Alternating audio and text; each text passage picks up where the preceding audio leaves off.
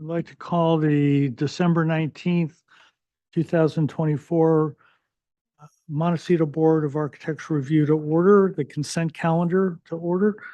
Item C1, 1439 Irvine Lane.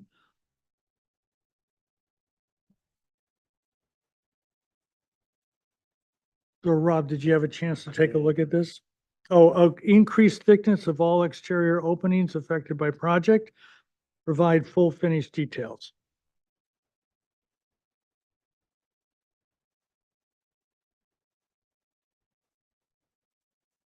My question was, I didn't see, I mean, the project looks really clean, overall. There's a lot of paving. Um, so I don't recall this project from before. Well, you were absent according to that vote. Okay. Is there landscaping? It looks like there's a lot of collateral kind of construction around there, so I'm always surprised when there isn't some kind of landscape plan that addresses it. Is somebody representing this project here, please? Hi, this is Kevin Mishniak for Clear Architecture. Okay, so did you hear Rob's question, please? Yes, there is no additional landscape architecture that's been proposed for this site. We're not doing any additional changes to the existing areas. My take on it was, and it's predominantly okay, but my take on it is that there tends to be a lot of collateral damage during the construction project, so they end up having landscaping in some capacity on projects like this. So that's why I asked. But overall, I thought it was a pretty clean looking project. Yeah, I took a look at it too. I think you did what we asked in getting the thicker walls, which I think at the end of the day will be of great benefit to you guys. And I'm ready to recommend approval to the full board for final. And Rob is too. So if you'd like to stay around, we'll do it in about 25 minutes to half an hour or so. If you don't want to, so far, they've always accepted our recommendations. So, okay? Sounds good. We'll stick around. Thanks. Okay, very good. Thank you. Now, item number C2, 139 Olive Mill Road. As it turns out, I did run into Daryl Becker this morning, just coincidentally, and we talked about this and that. So provide landscape and hardscape plan, return with full details. So I didn't see what landscape plan needed to be done, but those are the comments. Is there somebody representing this from Daryl's office? Hi, Paige Mascari is here. I'm just monitoring the meeting. We didn't provide a landscape or hardscape plan with this proposed project because, as you guys can see on the next couple pages, it is a pretty well landscaped property already, practically invisible from the street. So,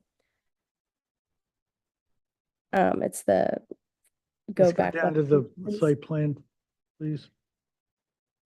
Yeah, the area of work is, pretty much right there in the middle of that. It was all about architecture, I think. Yeah, and I thought that they did a really nice job in the way they cleaned up several of the elevations. I really liked what they did. Is this a debris flow project? Yes, it was affected in the debris flow. The only comment I had actually was I thought, and this is extremely minor, so because you did so many other things well, I thought the sconces looked proportionally too small relative to the and I've seen where they end up being too big, but that was they looked a little bit too diminutive to proportionally to so I mean, do you have any thoughts on that? It's nothing that I would hold the project up on, but it was just kind of an impression of mine. So maybe that's something you could look at. Yeah, we can certainly look at that. Okay. And the one thing that I saw that was incorrect is that your paint color has an LRV of 88. And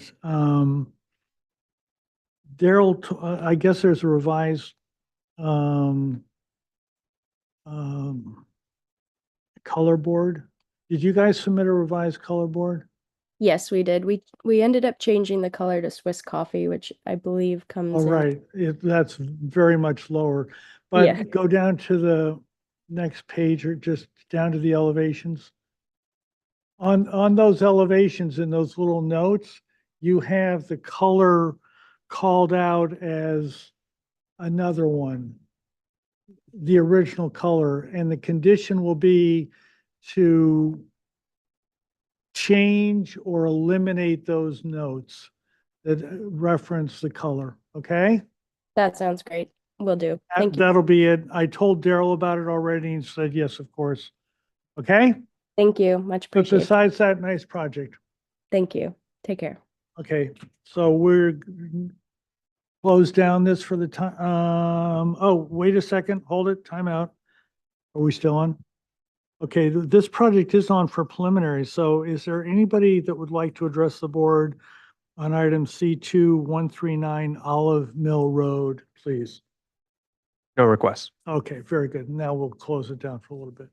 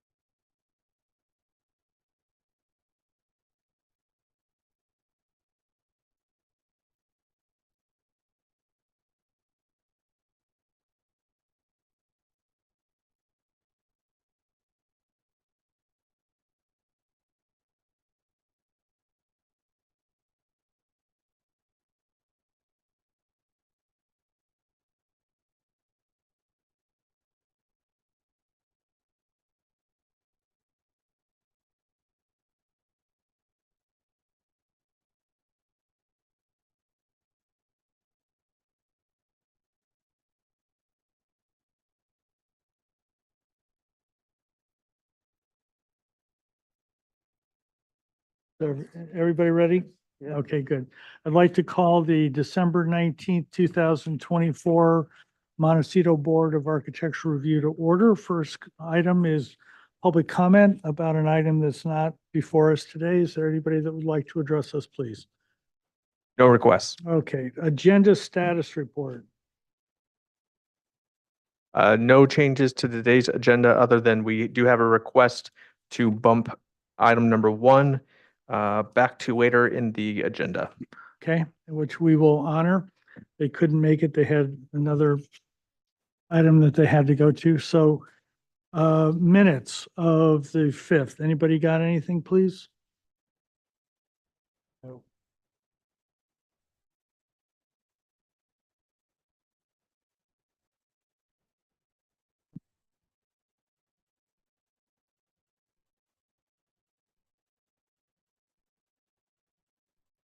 And I don't either.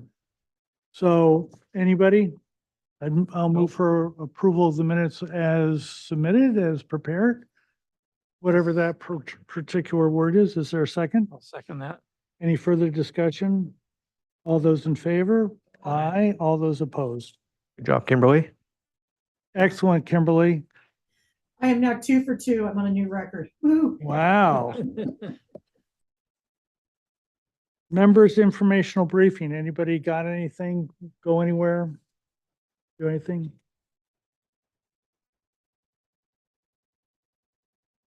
Okay. Staff update. Nothing in particular, just want a reminder that the county planning and development at least is closed starting on Christmas Day, and we reopen the day after New Year's, so reopening on January 2nd. Excellent. Anything else? Nothing for me, thank you. Okay, Montecito consent agenda. We met today. There were 2 items. Item C1, 1439 Irvine Lane. That was a small project, if you remember, and they asked for increase the thickness of the walls, et cetera. And I reviewed it and Rob reviewed it. We both would like to recommend approval as submitted. And to that extent, I will move for final approval of 1439 Irvine Lane as submitted. Is there a second, please? Second. Any discussion? All those in favor? Aye. All those opposed. And then the second item was item C2, 139 Olive Mill Road. This is on for both preliminary and final. They got the color at LRV of 88. I talked to Daryl about it, and he's got that changed down to Swiss coffee, which is something like 80 or something. But it also shows up on the color, the old color shows up on the elevation. So my recommendation will be to eliminate all of those color references off the elevations and just say, go and look at the color board. Besides that, I would recommend approval. Is there anybody else? Rod, did you have anything? Yeah, we have, so it is on for preliminary. So is there anybody that would like to address the board on item C2, 139 Olive Mill Road? No requests. So I will move for approval with the color to be Swiss coffee and for all of the color references on the elevations to be taken off and to reference the color board. Is there a second, please? Any further discussion? All those in favor? Aye. All those opposed? What? Swiss coffee is basically white. Yeah, but it's within LRV of 84. That's what they chose.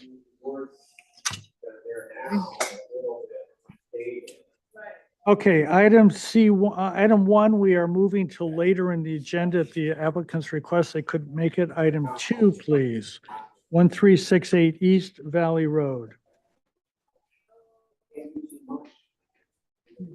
Anybody here? Yeah, please come up.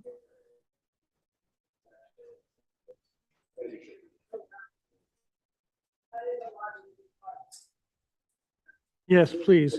And there's a little bar that's got a white something. Press that down, it'll turn green on the microphone. Okay, there you go. So the floor is we have not seen this project before, I don't think. No, so please go ahead. Yeah, this is our first submission. The site is 1368 East Valley Road. It's an interior lot. There is an existing single-family residence, and we are proposing a 392 square feet accessory structure located on the northwest corner of the property. That's kind of the general, you can see that on the site plan in the upper left corner. Yeah, There's also an ADU, which we will, of course, not discuss at this meeting. yeah. Okay, can we go on? These are just conceptual renderings of the structure. You can see the existing house and then the proposed ADU. The structure is it's a 1-story. The height is just under 14 feet. Will consist of 2 rooms. One is a workout room and one is an art studio. It will also have a raised wood deck coming off the entrance and then a proposed hot tub, jacuzzi tub. These are the existing site photos.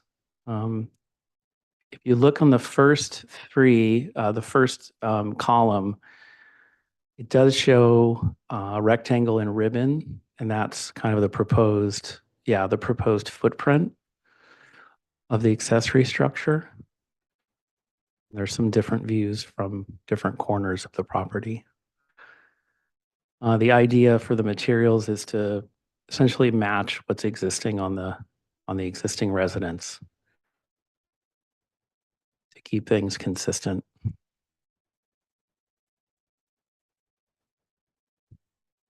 And that's Big project. Are we at the end? Yeah, that's the end. yeah, that's what we have. Okay, are you done then? Yeah. Yes. It is a small project. Love it. Questions? Robert, let's start with you, please.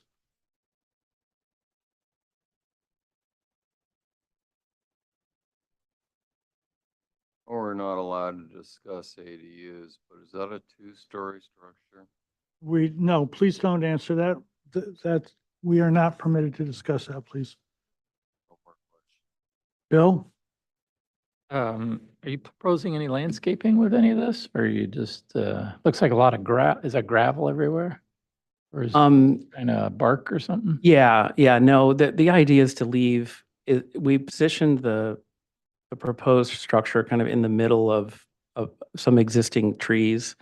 The idea is to not touch anything existing other than what's, And will that pretty well screen it from the neighbors? Do you think the existing landscape too? yeah, I believe so, yeah. And you're outside of the setbacks and you're not asking Yeah, for anything? yeah, the interior lot setbacks are 10 feet. And finishes of the existing is going to match the new kind of the exterior finish? Yeah, the roofing, idea is to match the existing material. So it's a Stucco and, comp roof, like a dark charcoal or slate, painted sand finish stucco. The windows are white vinyl, and the other material that we don't have is the deck material. We're gonna do like a medium brown composite wood or hardwood. okay, thank you. That's Mhm. Rob, questions, please? Yeah, I guess, so are you proposing to do, any kind of circulation plan, in the way? And it kind of Pathways. pathways, thank you. Like, it seems like, and I know we're in questions part, but it's lacking some information in my mind of needing some, I mean, even if most of the landscaping is being kept and there's not much being added, it seems like there's some thought to kind of weave everything together. So are you, or let me put it this way, would you consider, in trying to prepare, some kind of exhibit as you move along that kind of addresses that, please? Yeah, I can certainly add the circulation path and kind of denote the materials and then maybe an example of what that path would look like. Yeah, I mean, there may be some minor landscape improvements or a few trees here and there that may come into play, but at least it would be nice to see the whole picture, how this all is put together. Sure. Okay. Is that it, Rob? Yes, thank you. Stacy, questions, please? Is there any other, because it just seems very incomplete in terms of the survey and what else is happening on this site? Have you done a stormwater calculation yet on this? No, we haven't. Okay. And it's hard to tell too from some of the site photos too, just how all of this is sort of regarded from the street. Google Maps. Yeah, I'll have to take a look at maps, but I think those are my questions for now. The, to speak to the street, none of it's visible from East Valley Road as it's the interior lot. So it's what you see from the front picture where the driveway is, that's actually after you drive. Oh, I think it's a couple 100 feet down the driveway.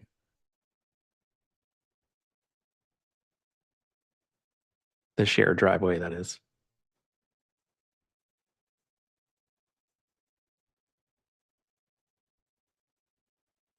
Zoom in, please.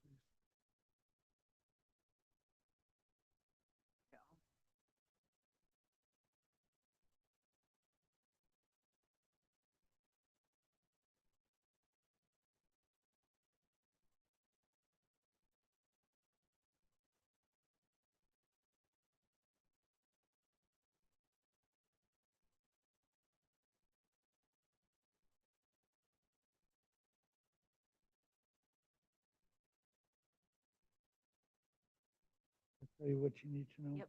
Tells me everything. Any questions? Nope, no more further. Okay, David, please, or Dave, please, excuse me. What was the FAR calculation? Sorry, what's that? The FAR It calculation. was low, Yeah, I think with 87. Is 87. yeah, we're at 87%. that it? Okay, roof form, as I understand it, the existing house is a gable. Hmm. And yet you're doing something that's very different than that. Why is that, please? Actually, we thought that it would just look more simple. And I'm afraid that it's going to look, yeah, it's just to keep a simple roof line. Art studios like North Light, more even, it's a little cooler, you don't get the hot spots. And if the roof changed form, you'd be able to get solar panels on it. Have you thought about changing the shed rather than sloping south high, north low, south low, north high? So you get the north light in and you get the opportunity for solar panels. Question is, have you considered that, please? We did, and we didn't want the perspective from the ADU we're not talking about, or the other part of the property to be looking at the front slope of the roof. That's why we pitched it Okay. in that direction.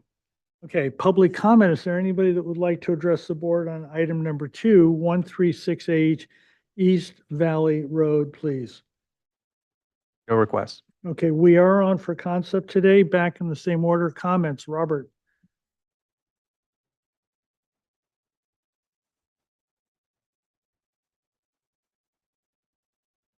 So this is the building with spa. And I understand it's a separate building, so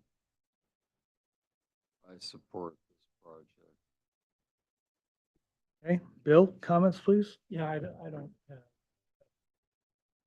I don't have real any issue with it. I think it's back in the back there far enough, pretty well screened, I think, from the neighborhood. I like your comments, John, about the roof being shed versus a gable. Might be something to consider, but I'd be okay with this proposal as you show it. You'd prefer a gable? Uh, If we were trying to tie it into the house, but I'm okay with the slope as you have it, so that's all. Thanks. Rob, please, comments? Yeah, as I see more of this, I do believe that you need some kind of,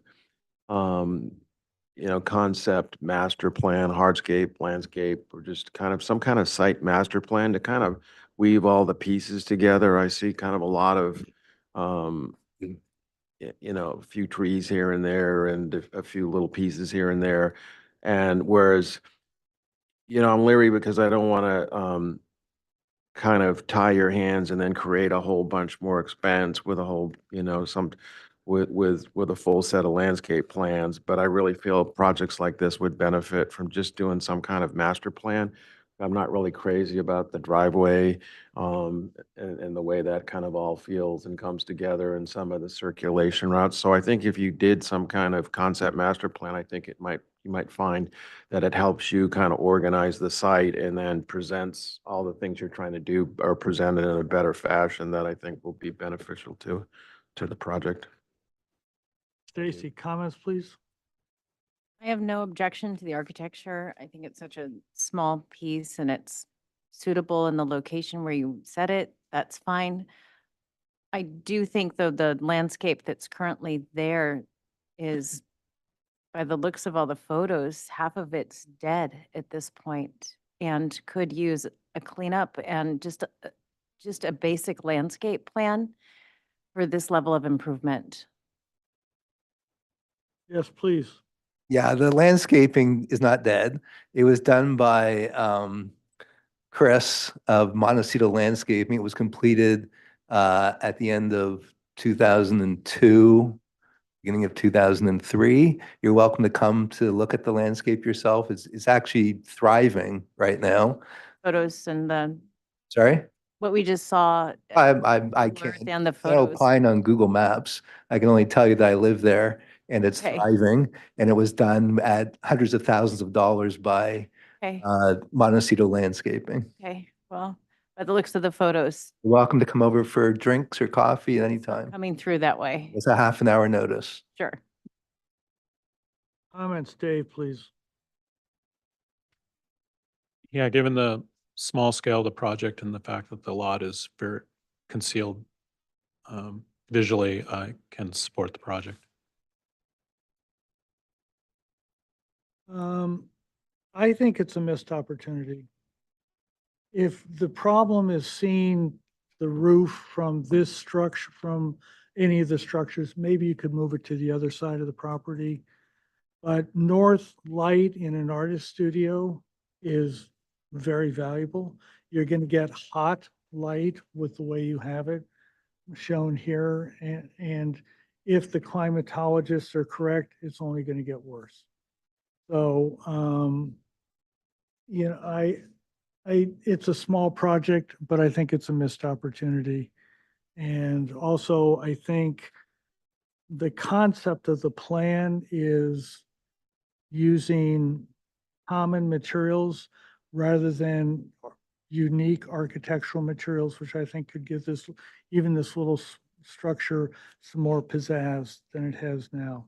But it is approvable. I mean, these can't be requirements, but as I said, I think it's a missed opportunity. I'd love to have you take a look at the project too. You're going to spend so much money, you might as well try to get as much out of it as you can. So, okay, we are on for concept, a small project. I've heard a lot of stuff about the landscape.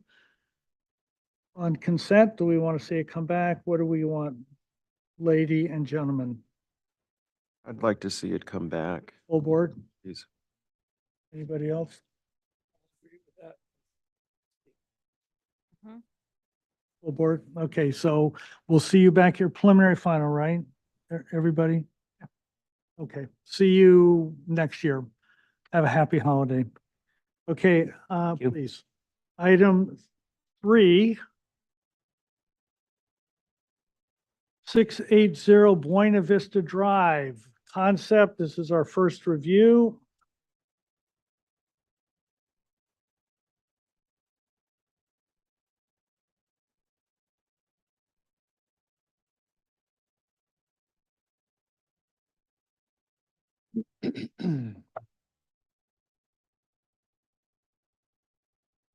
Afternoon, everybody.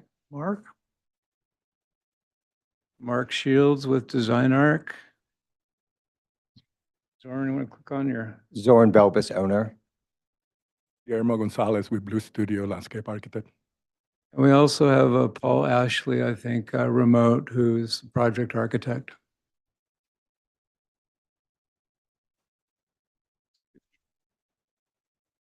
Okay.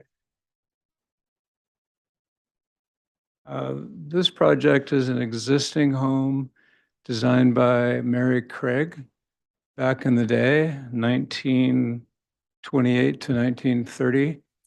And we've had Jay Carlisle, who I'm not sure if Jay is online or not. I think he might be on vacation. But anyway, he had a look at the entire property and designated it a structure of merit, which means that we recorded all the necessary plans and elevations and photographs so that we can carefully remodel it.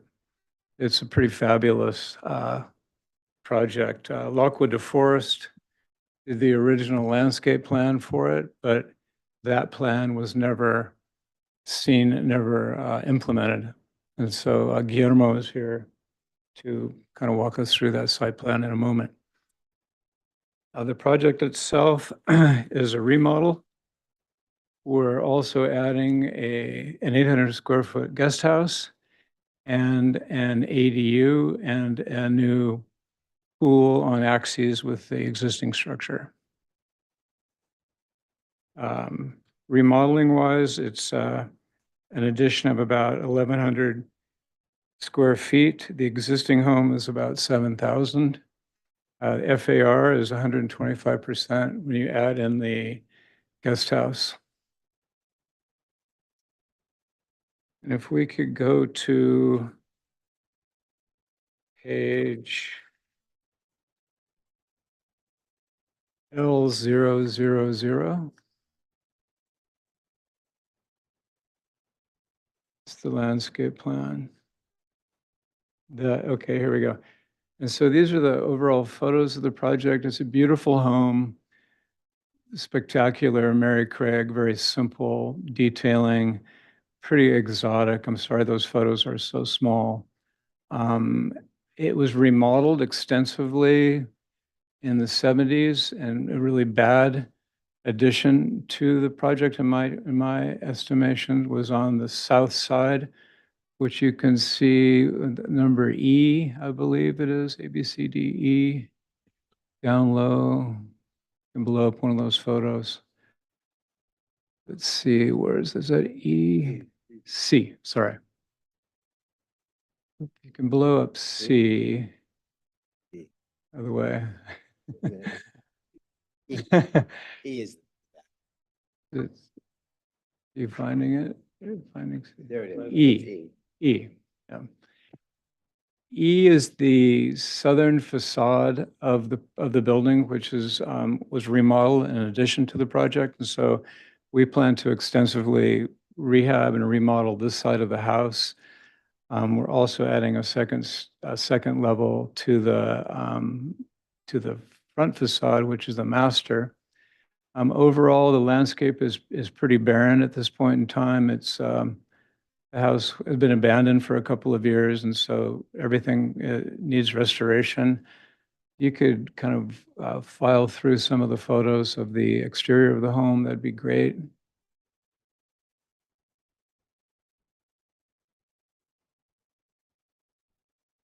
There's also. So you're putting on a second story, right, Mark?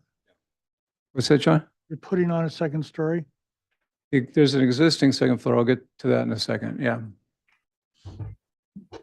What's that? There's a photo library. Oh, If they there, want that. there was another photo library sent to Acela. Maybe you can find that. It's better than this. There we go. Oh, that one, yeah. Okay, thank you. Okay, and from, oh, stop, go up, let's go for the aerial. The house is really organic. It's a beautiful, crazy plan with courtyards, a very Moorish style. And over time, I guess some kind of bad additions happened. Go scroll down. Overall view, nice ocean views from the home from the second level. That's the entry courtyard. Go down. That's a beautiful front facade of the project, just simply, stunning Spanish revival. An interesting story is that when I was a kid in high school, this was the McClintock's house, and Dr. McClintock, who was an associate of my father, who was a doctor, they had Christmas parties here, and Dr. McClintock would always be waiting for everybody at the front door with his red bow tie on, tux and a red bow tie. Just a classic, great Santa Barbara family. And he since has passed on, and the home is up for sale. 3-car garage. Yeah, I'll get there. And again, 3-car garage. There's an odd second level above the 3-car garage, and you can see it in the front facade as well. There are 2 bedrooms upstairs and 2 bathrooms, but the ceilings are super low. They were, I think, used by the McClintock kids. They had a bunch of boys. And we plan to raise the level of those rooms enough so they're comfortable. There are beautiful ocean views from the second floor as well. So scroll down. This is the easterly elevation. There's this low building is like the studio, existing studio. There are courtyards, which are hard to describe. Maybe we have some shots of that. Keep going. Keep going. This is one of the additions to the east side or the southeast corner. Again, this is another addition to the south facade. This is the south facade again, which we stand to substantially remodel. This is also the terrace off the south facade. Again, this is an addition remodel. So we're pointing out that it's not authentic. This is the western facade, which is partially authentic. And this is the western facade, which is authentic with the crazy tall fireplace.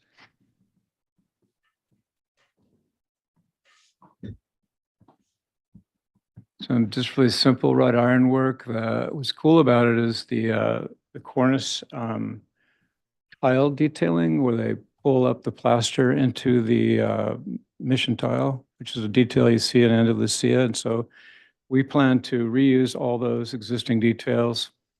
Of course, I mean, it's going to be a pleasure to do that. Super wrought ironwork. This is a fabulous shot of the interior courtyard, which is really spectacular. There's a Moorish runnel, which we plan to restore, and then it leads out towards a deck that was an addition, and that's what we call the terrace. We're going to remodel that, and there's fabulous ocean views from there. More shots of the enclosed courtyard. This is the north side of the enclosed courtyard, which leads to the entry, and it has this minimal second floor. Courtyard views. More of the courtyards. There's 2 courtyards. This is the other courtyard, which is landscaped, not original. Shots of the existing ancient tile. Keep moving. Is that it? That's it. Okay, thank you. I think we can move on to the site plan, which is L100. Guillermo can talk a little bit about this more in a moment, but I'd like to blow up either one of those. Okay, great. That's good. And so to the south, we're adding a pool and an ADU. To the west, a pickleball court and a 800 square foot guest house, which is up there. And then down in the southeast corner, the lower right-hand side, we're remodeling an existing bedroom that's there. Okay, now if you could go to the main elevation, which is A201. This is the north elevation. Okay, A201, yeah, there's two A201s, I think. A201 is what I'd like first. There, oh, go back. Not that, keep going. Stop, go back. Sorry, go back. It should be that one. Okay, good. Okay. This is the north facade, which you saw a great photo of, the main entry where Dr. McClintock would greet everybody. And the upper drawing is the existing facade, showing the scale of the project. And you can see the minimal kind of second story that has that one window over the garage. And our proposal is to increase the height of that area of the home by about 3 feet in order to get the plate heights up so they're reasonable and make those spaces much more comfortable. So again, we're trying to just really keep it simple, as Mary Craig would do in the old days with her false chimneys and very minimal windows. All her doors were typically only 4 feet wide. So we're trying to kind of stick with that vernacular and keep things simple and low. Actually, the whole house has this low kind of vibe to it. So all of our plate heights are on the low side instead of the high side. Now, if you could go to A 2.3. The same. Oh, what is that? 2.3, sorry. You could go to A 201. Okay, great, thank you. This is the easterly elevation of the home. And the lower right-hand side, you'll see the east elevation there's an existing stairway that went up to a terrace over the kitchen. And the three facades that you see, the three gable facades, the two gable facades is our addition where we're just raising that roof a bit. You can see above it, it was a shed roof, which was kind of odd. We're just lifting those roofs up, going with two gable ends. On the left-hand side, okay. So I'd like to move on now to the work we're doing on the main terrace, which is should be A201. A2.0, there you go. There we go, okay. So this is that facade we pointed out earlier, which was an addition. And what we plan to do here is create a new terrace. There's an existing basement. And in the basement is just some small rooms that were used for storage. We plan to create a bar, a movie theater, and a space for sauna. And this is on axes with the pool. You can see the upper terrace there above the awning, the proposed awning. And to the right, or the southeastern plan, we're adding on to the existing bedroom a bit. It's just small, and we thought it'd be nice to have a terrace. It's also down 2 feet, which is uncomfortable in the house. So we're raising it up to the existing floor level. And so what we're looking at here is that addition. Again, keeping things very low, simple gable ends. Your chimneys were super cool too. They're slightly exotic. And as you saw in the courtyard, there's some Moorish detailing as well. So it's a fabulous home. And we just hope to really restore it with our additions. Kimberly, Chip just came in. One more. Guest house. Can we go to the guest house? Yeah. I was just, Okay, guest house. Let's go to A202.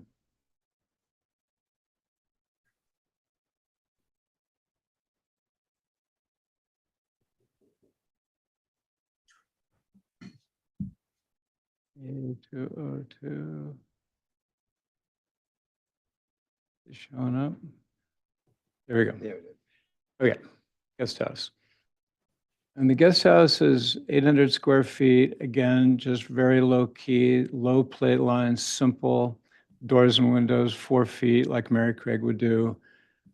Same filled mission tile gable end roofs, an awning off the south side that leads to the pickleball court. Guillermo will describe that in a moment. And really just pretty damn simple overall. Again, we don't want to distract from the beauty of the main residence. And then, of course, we're going to embellish the landscaping around this as well. It's a beautiful site. I think, Guillermo, if you'd like to take over and show them the site plan, landscape. We go back to L1000.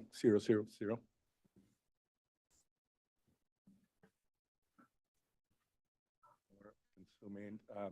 So this is the existing plan.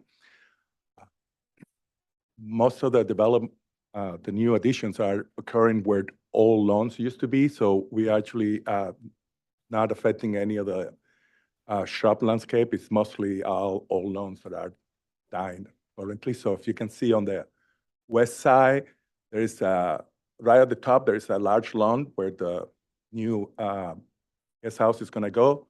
Then there is the next terrace down is another lawn area surrounded by a brick path.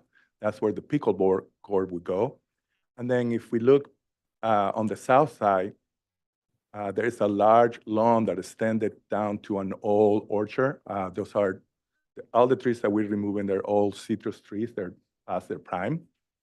And then the brick paving surrounding the middle terrace, that we're going to be reusing most of those bricks on the new path. And then on the southwest corner, there's a little bit of a lawn area that we're taking out. On the southeast, corner, there's a little area where we're going to take out that lawn and make a kitchen garden. And those are the photos of that, where it used to be a lawn and they just haven't irrigated for a long time. If we go back to, if we go to the next page, L100, it's the proposed plan.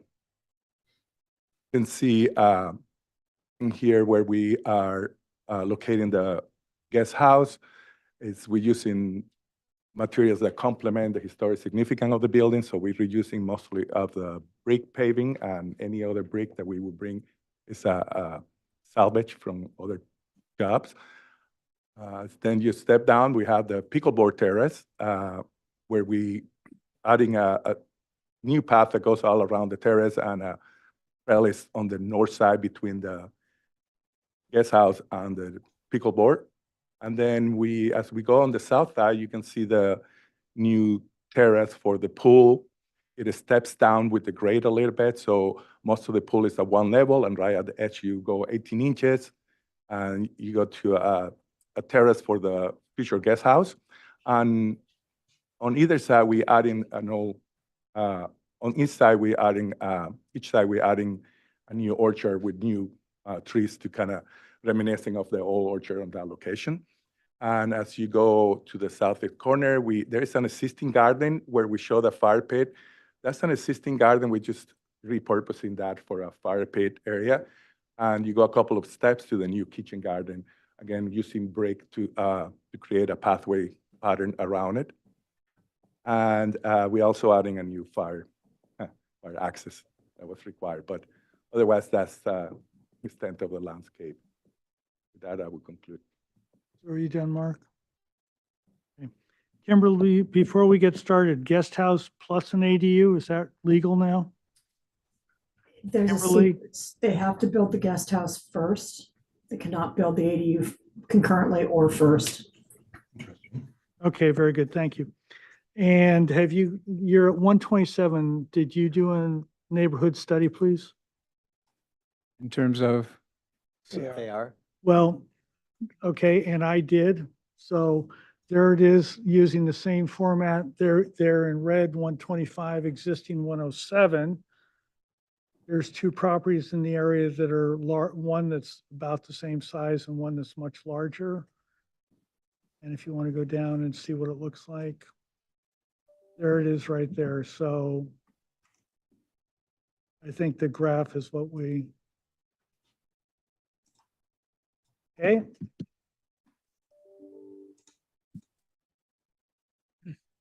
Okay, now, questions. We have a public comment letter, which we will get to after our questions. Questions, Dave, please. Have you worked with a historian? Yes, Do you have Jay their- Carlander.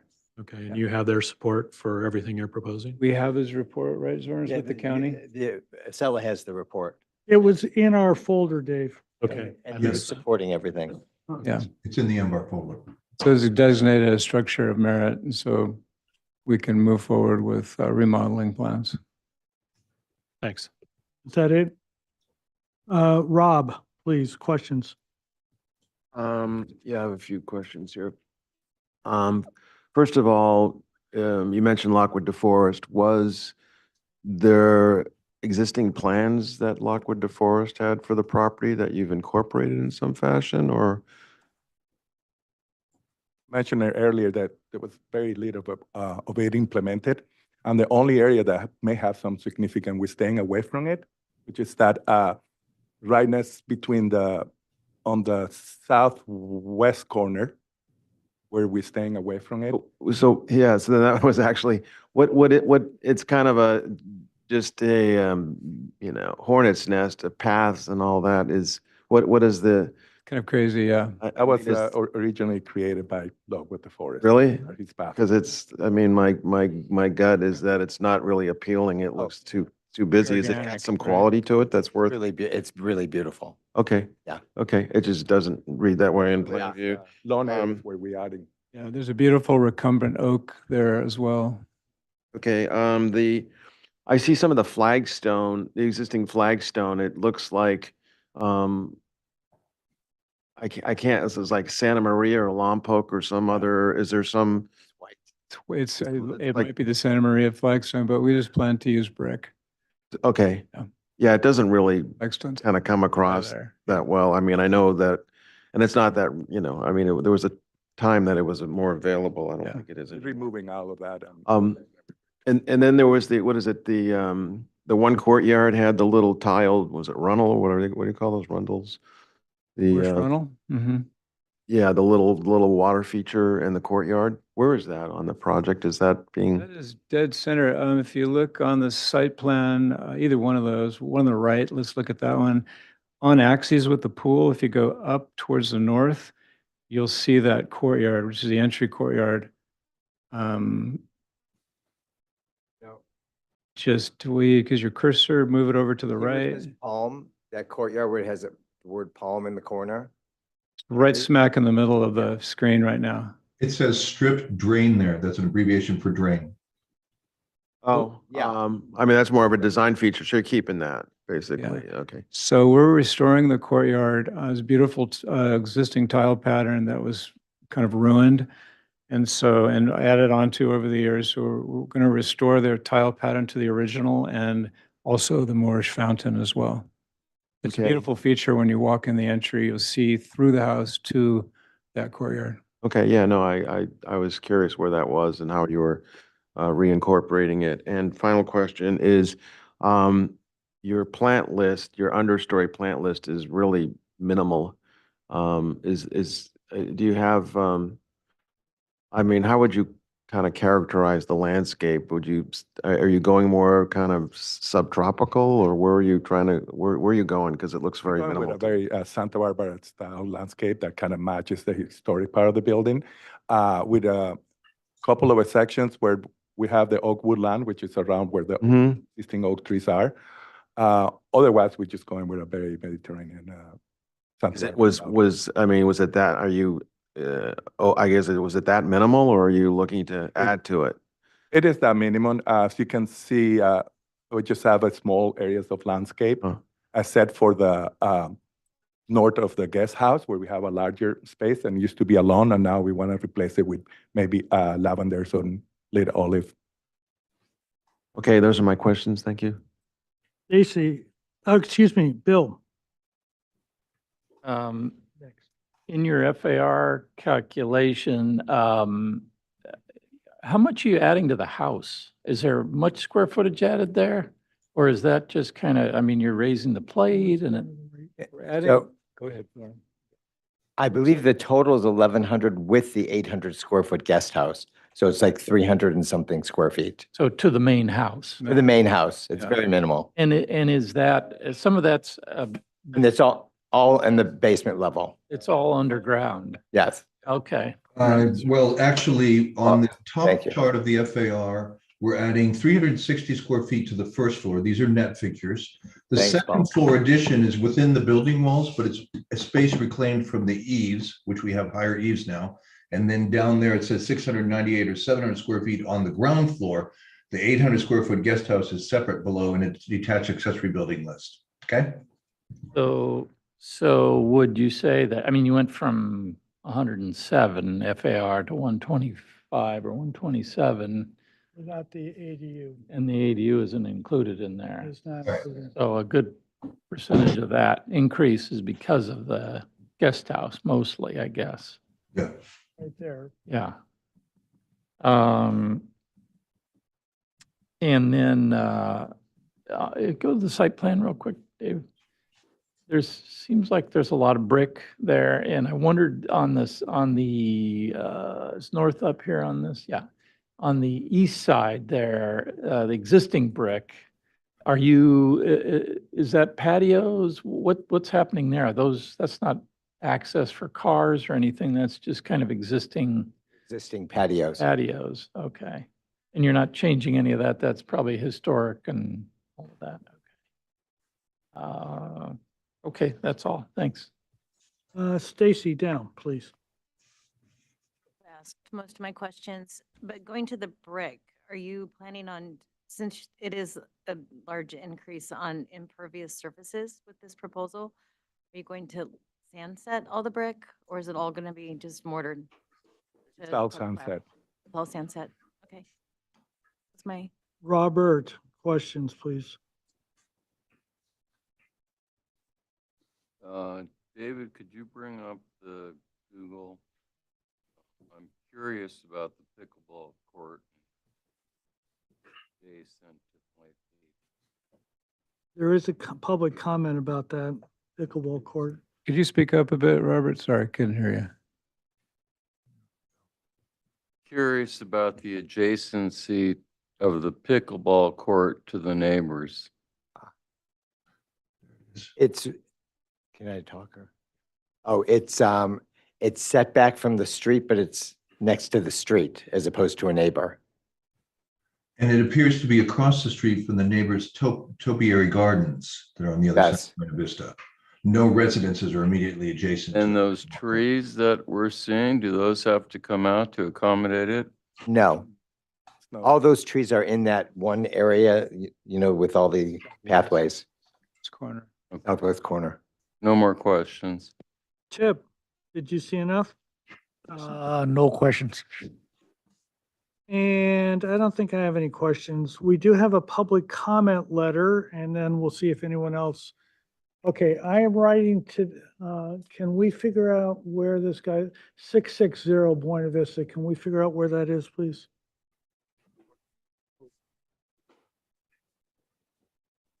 Yeah, is it down below? Can you just?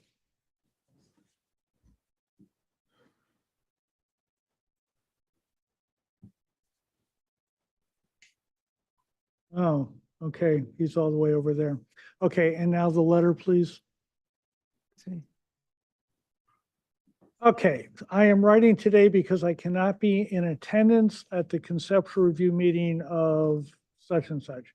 My wife and I live at 660 Buena Vista Drive, next door to the proposed development. I went today to look at the architectural renderings at the planning and development offices downtown because we can't be at the meeting tomorrow.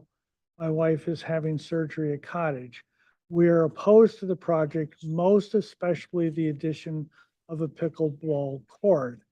As there has been considerable noise for some months now, I did inquire as to what was going on at 680 and was told a terraced rose garden was being installed.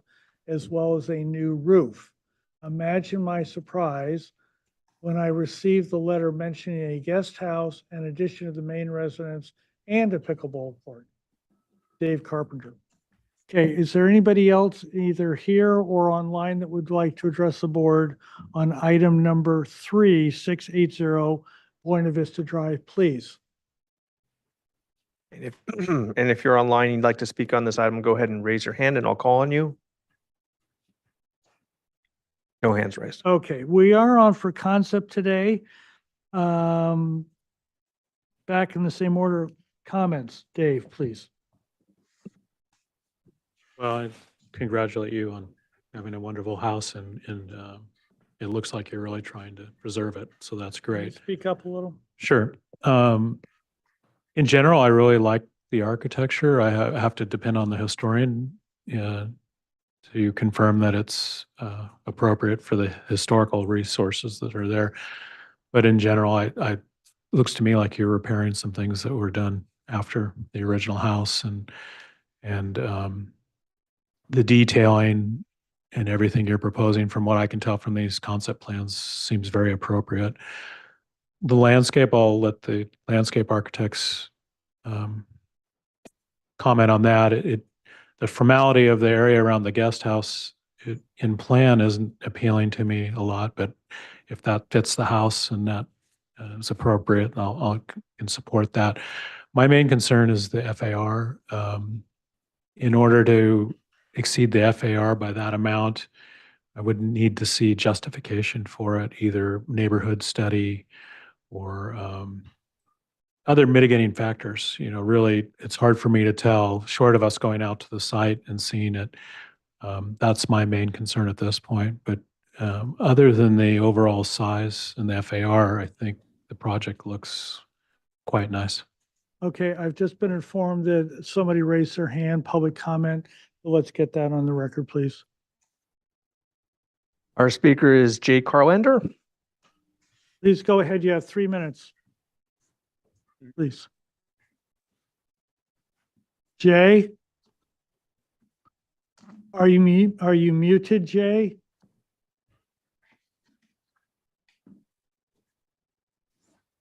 Anybody? It looks like he's unmuted. We're not getting any input. Yeah. There you go. Okay, Jay? Can you hear me now? Yes. You have 3 minutes, please. Okay, yeah, I just wanted to let you know that I'm here. I'm late, and I apologize for that, but I'm the historian. I wrote the report, so if there are any questions for me, I'm Okay, here now. excellent. Thank you.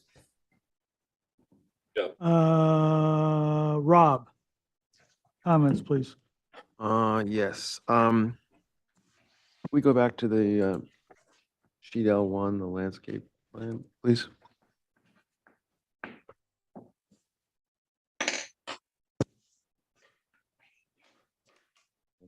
I really like, how you've kind of handled and organized, the site plan, the hardscape, the formality. It's very appropriate to the project.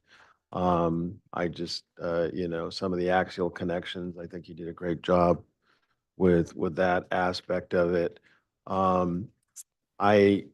This is where I date myself, but some of Santa Barbara's charm has been, its subtropical gardens. And as I see more and more projects come that are completely Scottsdale, Arizona, really stripped down and super dry. And so I understand that because we have water use issues, but I still believe that there's the ability to have some degree of incorporating some more subtropical garden into this project at one part of the project. You don't have to do it throughout. As you know, you can have higher water use, closer to the house or maybe in some specific garden or something like that. So at least you kind of capture, I think, was what so appealing and so why so many people came to Santa Barbara is I think people really like that. So I discourage having where it's completely, stripped down of having, that's why I was asking about the minimal plant palette.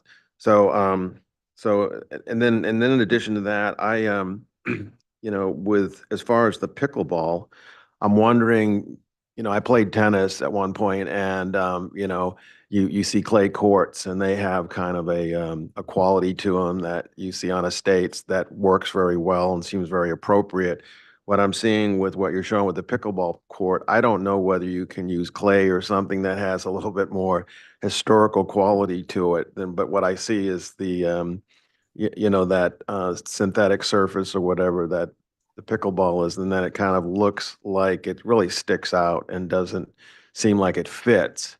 And I know that pickleball wasn't around, you know, in older years. So I guess I would look to see maybe if there's a way you could, you know, incorporate more of a historical look and still have a pickleball court. I mean, I don't even, it may not be able to be done, but anyways, that's my reaction to it. But anyways, I think you folks have done a nice job, so. Can I respond to that? Sure. Yeah, the pickleball, so you know, it's surrounded by a low wall, a plaster low wall that can match the existing walls and then have a small hedge surrounding the area. So it's trying to bring some of the existing elements to kind of enclose that area. So it's not necessarily out exposed. What is that surface that's a That is it's a what do they call that? The all sports correct. It is a standard pickleball. So I mean, is there not, I mean, can you at least look and see if there's another way to use another surface, or if somebody's authentic pickleball, they may just, maybe it doesn't work. I don't know. So, Right. Clay is not used typically for pickleball. That would not be a pickleball court. okay. The balls don't play with it. Okay. All right. Yeah.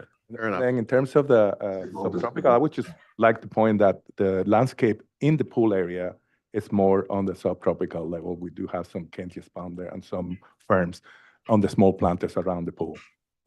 Yeah, I know I might be an anomaly on that, but I just pushed to see a little bit more of that still happening and keep that part of Santa Barbara still going. So thank you. Thank you. Bill, please. Yeah, as always, Mark, your team does a wonderful job with the architecture. So the building itself is beautiful. It looks great. It's very appropriate. I too, as Dave has concern, is the square footage. Is it the guest house, the addition of all of it? If there were a way to kind of tighten it up, maybe there's some spaces that are not as necessary, possibly, I don't know. So that would be my one concern. And the only other thing I had comment, I love certainly the concepts of the landscape. I think the axial layout is beautiful and very appropriate. The only thing I think is that the area around the pool to me seems like a lot of hardscape.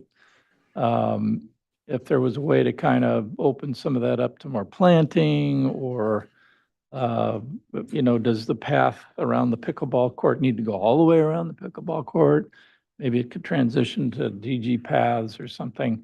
So I'm just thinking the hardscapes, there seems to be a lot of hardscape with what's existing and what's new. And especially in the pool area, that maybe there's a way to kind of look at areas to refine that and reduce that. So those two things, FARs and the paving materials. Thanks. Stacy, comments, please. I appreciate the architecture. I think you're doing a great job, as usual, Mark. And what I really appreciate about these 1920s Metis is that they kind of ramble and they're very organic in their nature.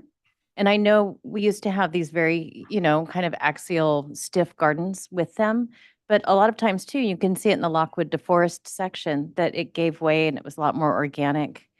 And I think, yes, there's a lot of hardscape. I think that needs to be softened out. I do appreciate that it's brick on sand. I think that's much more appropriate and it is suitable to this style.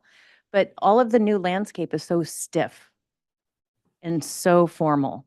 And I think I'd like to just see, especially like the maze garden to the pickleball court. It's not really much of a maze to it. I'd just like to see some impression as you give away to the more organic nature that some of that comes back in towards the house and it's represented. Because I think they feed off of each other.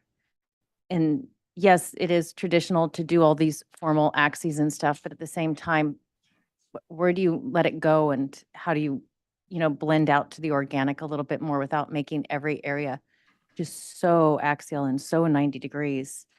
How do we maybe play with that a little bit more as you step away from the house? More of the concert together. And I think Lockwood was kind of onto that when he kind of did the natural area, the little section that remains.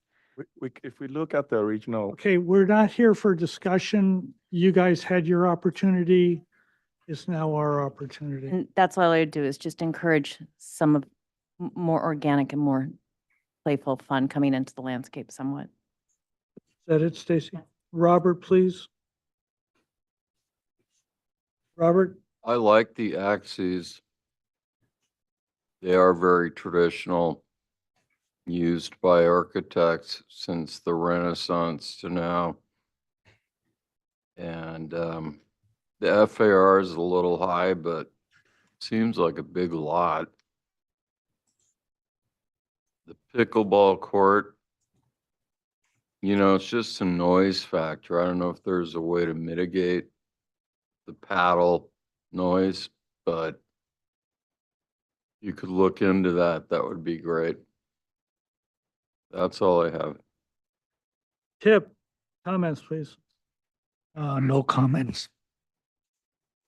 Can we go to the FAR study? So the guideline, first of all, the general plan, when it came out, this was a long time ago, 1990 or so, said the real problem that we're facing as a community is people being extremely aggressive about building very large houses on all property sizes, large comparatively to the house property size. And so they came in with this statement, maintain and preserve the residential, very clearly you've done that. Semi-rural, I sincerely doubt that on this, and low intensity, and I very much disagree with that. And they said 100 FAR, and there's this table, it's shaped like that. So I see this neighborhood as being really quite low already. And at 107, which is where you started, you're even above the 100, obviously. So you're doing that. Then you've got the guest house, which is kicking it over some number, 800 square feet. And county council has told us it's acceptable. We don't discuss the ADU, but we're allowed to account for it on the FAR worksheet, which you have not done. So when all that gets done, it's going to be somewhere between 140 and 150. And I'm seeing a neighborhood that's down here, 80, 90, et cetera. So I'm not going to be able to vote for this project. I don't know about other members of the board, but I can't with the additions, with the outbuildings, as it were. Now, Mark, obviously you always do great work. Congratulations. The board appreciates you. But in my opinion, the program is far too aggressive. And for that reason, I won't be able to vote for it. Can I comment to that? Very quickly, please. So does it matter that 680 square feet of it is subterranean? That's all taken care of in the FAR work. Do you know how those work, Mark, very well? Yeah. And so if you do, you could discuss it with them after the meeting. I think one thing that's interesting about the project, and because I know what you're talking about, is that the house itself is kind of large to begin with, and it's super spread out. It's really sprawly, which is cool. But, and the additions that we're adding to the house, pretty minimal, really. I mean, when you look at the whole thing. But maybe we could consider the guest house, take a look at that. We could study where we could possibly lose a little square footage. I think that's maybe. I have heard everybody say they think the project, in different words, is too aggressive. So What would happen if we take out the guest house? Does that? that is a get us- discussion that you guys have. I Does think that get us there with the it board? gets you a lot closer. Mark or Paul knows how to fill out that form and they can talk to you about it. Okay? Could I just add one thing? I think, Bill and Stacy made, their comments were great and they came after what I said and I kind of green lighted the hardscape on that. But I think what they were talking about, where you pull all that in, would be helpful. So I just wanted to give you some direction. What I saw as far as the landscape, you're in the right direction, but I think you could pull it all in to some degree. So to add to that. And we'll see what happens at the next meeting. Have a nice holiday. Thank you. We'll see you later. Do you want further conceptual? Further conceptual, yes, Yeah. at the full board. And then okay, item number 4. Jesse, I see you here. Mark? Thank you.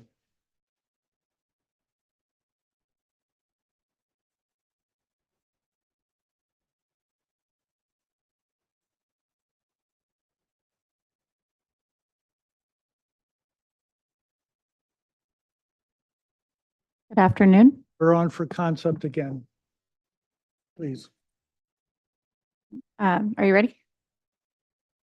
We're, item number 4, we are on for conceptual review. Yes. Hello, good afternoon. I'm Jessie Richards with Appleton Partners, the architect for this project. It's a very small set as it is a very small scope of work. Starting with the FAR worksheet on the cover sheet, or I suppose I should read the project description first. So this project is for conceptual review of a new barbecue area and new open carport. The following structures currently exist on the parcel: a residence of approximately 6,411 square feet with attached garage of approximately 741 square feet and a basement of approximately 163 square feet. There is also an existing pool cabana of approximately 643 square feet. The proposed project will not require any grading. The property is a 1.83 acre parcel. And then the rest is statistics that I can read if you want me to, but I think we'd. Okay, for people that don't read these as often as I probably do, you want to note there's nothing being removed, nothing new in the main structure, nothing being removed, 640 new, but that comes down into here and there's nothing being added onto it. So even though we're over the FAR, nothing in this project is triggering additional FAR square footage. Okay? Thank you. Yes, absolutely. So as you pointed out, there is a 640 square foot listed. That is the carport. It is open on all 4 sides. But there are no additions proposed to any of the existing structures. And we are, even with the carport added underneath the DAB floor area recommended. If we can move on to the next sheet, we'll have photos of existing conditions. So starting at the top, photos 1 through 4 are views of the property from Hot Springs Road, as well as looking along Hot Springs Road. And then moving to the central photo, it is an aerial of the property where you can see the entry motor court off of Hot Springs Road, the existing single-family residence, and the existing cabana just to the north is to the right in this aerial.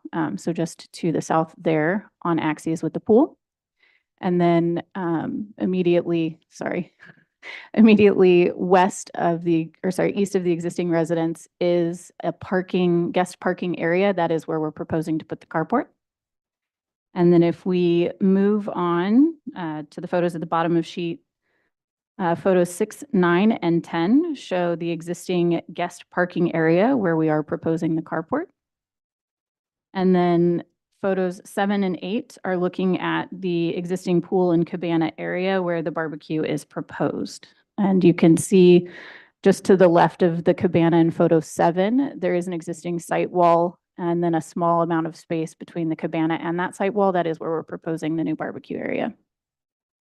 If we could move on to the next sheet, we'll have the overall site plan for the property. In this one, north is oriented up. And as you can see, just east of the existing single-family residence, there's the guest parking where we are proposing the new carport. And if you move plan south from that, you'll see the existing cabana. Between the cabana and that existing site wall is where we're proposing the new barbecue area. And then if we move on to the next and final sheet in the set, starting at the top, these are an enlarged plan and elevation views of the proposed barbecue area, which will include a grill and a pizza oven. There will be a site wall on the east side of this area just to capture the pizza oven, and it is proposed to be plastered to match the existing other site walls on the property. And then moving to the lower portion of the sheet, we have plans and elevations of the carport, which again will be open on all four sides and covered with a standing seam roof. All elements of the carport are going to be painted the same brown color that is used in some of the feature elements, such as the eaves of the main residence. And then we are proposing 2 small planters at the westerly posts for vines to grow up the posts of the carport so that it disappears into the landscape a little more. And then we do last have a rendering of the carport. Would be the carport perspective. Thank you. Where you can see how we are proposing to plant vines at the base of the columns of the carport and let them grow up the sides. There are existing hedges on 2 sides of the carport. We would propose 1 additional hedge on the north side of the carport just to help screen it even further. And that concludes the presentation. Thank you. Questions, Tip? No questions. Stacy, did you want to also ask her if she was aware of a new fire code in this? Oh, yeah, well, is this more than 30 feet away from your main structure? Okay, yeah. Sorry, yes, it is. Yeah, because there's new heavy timber fire codes. Yes, and I should mention that the carport is actually going to be constructed out of steel members and then painted and planted. That makes sense. And I have no questions. Robert, please. I'm a bit confused about the parking. So this replaces a garage, or carport replaces a garage, or it's in addition to the garage? If we could actually go to the site plan, I think that might be the most helpful. So it is in addition to the garage, but it is not additional parking. It is just proposing a structure to cover the existing guest parking. So that does not require it to be part of the FAR? No, it is, and it is. And David, if we could zoom in on the carport area in this plan, I think it might help a little bit with context. Thank you. Upper right-hand corner. Yep, I see it. Okay, no more questions. Okay, Rob, questions, please?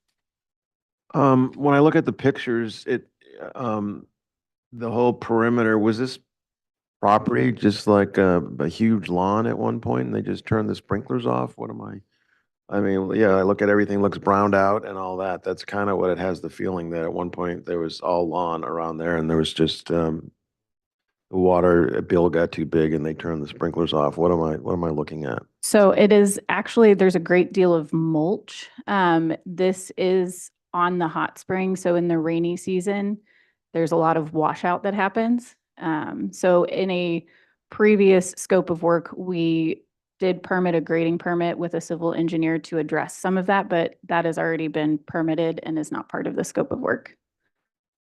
So there's no landscape, there's not going to be enough collateral damage with the new construction to need some kind of landscaping somewhere. David, if we could go to the last sheet in the drawing set, the landscape is very minimal and really only consists of a short screening hedge at the outdoor barbecue area, which you can see in the top right-hand corner, those 2 short hedges. And then for the carport, it is just the hedging along the north and then the 2 small planters to allow for vine growth at the posts. Okay, thank you. Dave, questions, please? Is the carport a covered roof or is it open trellis with planting? There will be a standing seam metal roof over the top of the carport, but it is open on all 4 sides. Is that it? So the plants on your rendering there are just on the front edge of the trellis?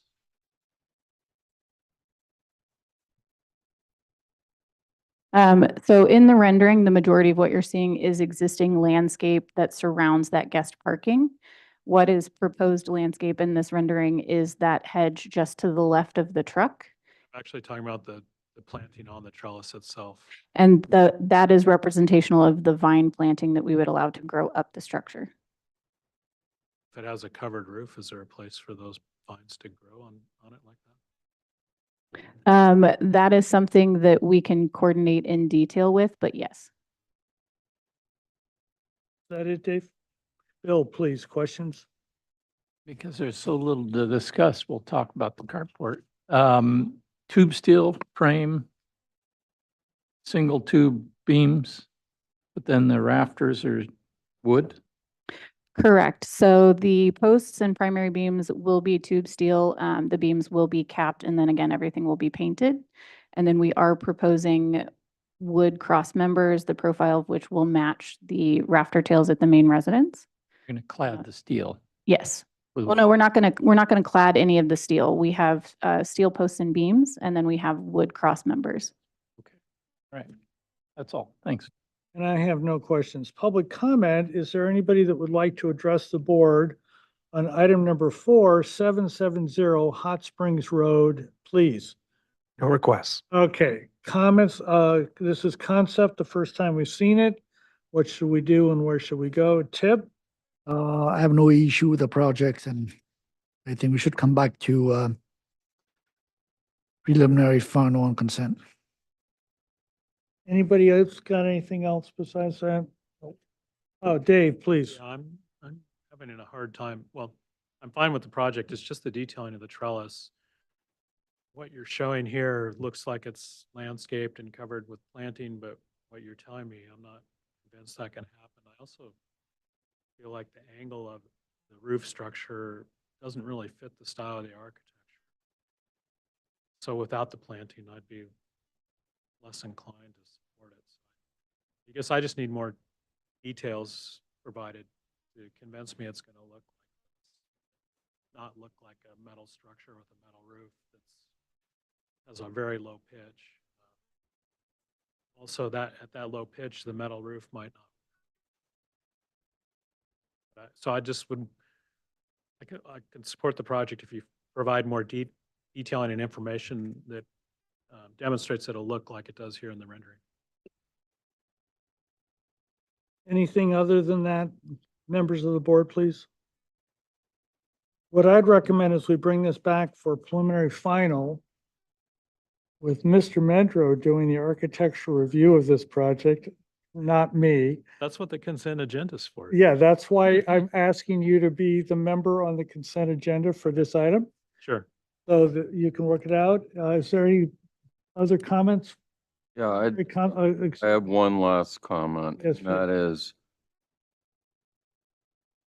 I mean, I don't normally delve into this, but I think it needs a real landscape plan.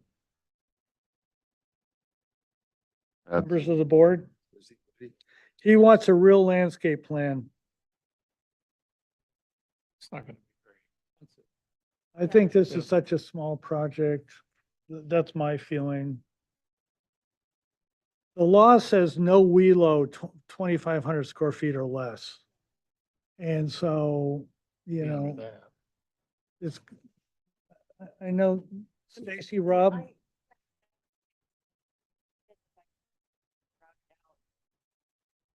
think it has actually probably a pretty, because it's on Hot Springs. I know the area that in the level that this house and the architecture kind of, it probably has a really nice landscape associated with it, other than with the mulch issue that was related to the washout. That sounds like it might be resolved. So I have a feeling next time we see it in a year, it'll probably be green, I would think. And it's such a, I mean, these are just such tiny areas. I would almost call these interventions more than like a design that would require landscape screening or landscaping extensively. Yeah, but I think these properties need to document and have some kind of landscaping addressed. And what I don't want to trigger is where they end up in WELO and all the requirements of that. So the fact that it's under 2,500 square feet, means they could just do kind of a real simple kind of concept, rough sketch, and then that, because it's under 2,500 square feet, they're not going to get triggered and then having to do an irrigation plan and then having to calc the wheelo and all that. It's just so that it kind of tidies up the property and makes the architects and all that look into it and resolve these issues. Is why I like that sometimes. Jesse, can you work with these comments? Okay, Yes, I believe we can. Thank you. okay, so preliminary final one consent, Dave to do the architecture, I guess Rob does the landscape, minor landscaping, touch-ups, kind of, and get it done right. Okay, have a happy holiday, thank you. Thank you, all of you as well. Okay, item number 5. 1221 East Valley Road. Tatiana, are you with us, please? Tatiana, are you with us, please? Hi, this is Tatiana. Yes, I'm watching on Zoom. You're here. Yes. Okay, excellent. Okay. Tatiana wrote a memo. I don't know if you guys all got it, but that's why I asked her to be here, and I'd like to read it first. This is further conceptual. So all proposed parking is located within 2121 East Valley Road legal property lines and meets Montecito Land Use and Development Code parking requirements. 2 covered, 1 uncovered are proposed. With this design, a modification would not be required. Okay, that was one of the big things last time. The building foundation has shifted closer to the original house footprint and is preferable to Public Works Flood Control Department. I assume this is option number 1 that they're talking about, right? Okay. Your board requested story poles at the 3 corners. These guys, I'm going to cut that quick. These guys are saying, please, you didn't ask it for next door, don't ask it for us.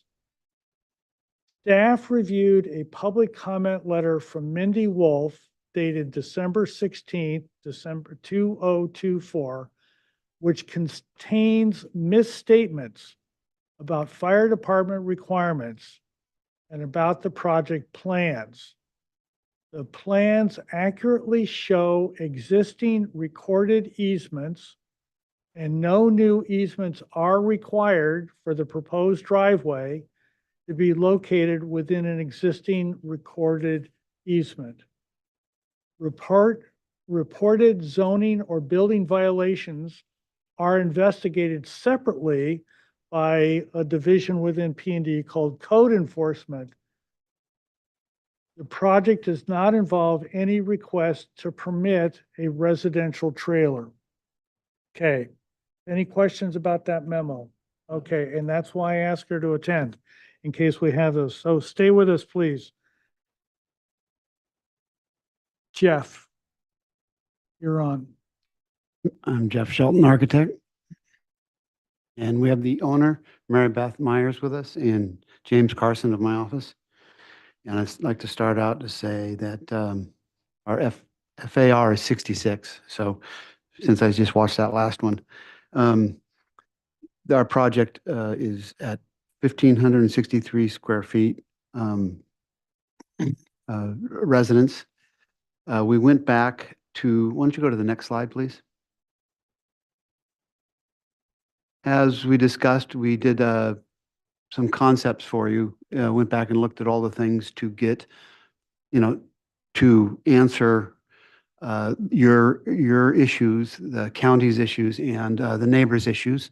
That letter, the comments we got at the meeting was the first time we'd heard them in that form. And so they're a bit of a surprise to us at that meeting, but we went back and I believe we've satisfied the neighbors' requests regarding the house on our lot. They've looked at it and love the design of the house and what we've done. As we look at as I go over this concept, I just want to break 2 things out. We have our lot, that triangle lot with our house, And then we have those easements across on the other property, on another APN. And that seems to be the problem with the neighbors and solving that. And so the first part, I want to focus on our property and what we're doing with what you guys asked us to do with the parking and getting rid of the modification. And we're still trying to figure out how to solve landscaping, et cetera, on someone else's land. I think that may even come in on their permit. We're not quite sure. So we can address that, but it really has come down to what we're proposing and then some neighbor issues with easements. So here we have what we've done on this plan. Why don't can you go to, let's see, how about sheet A 1.5?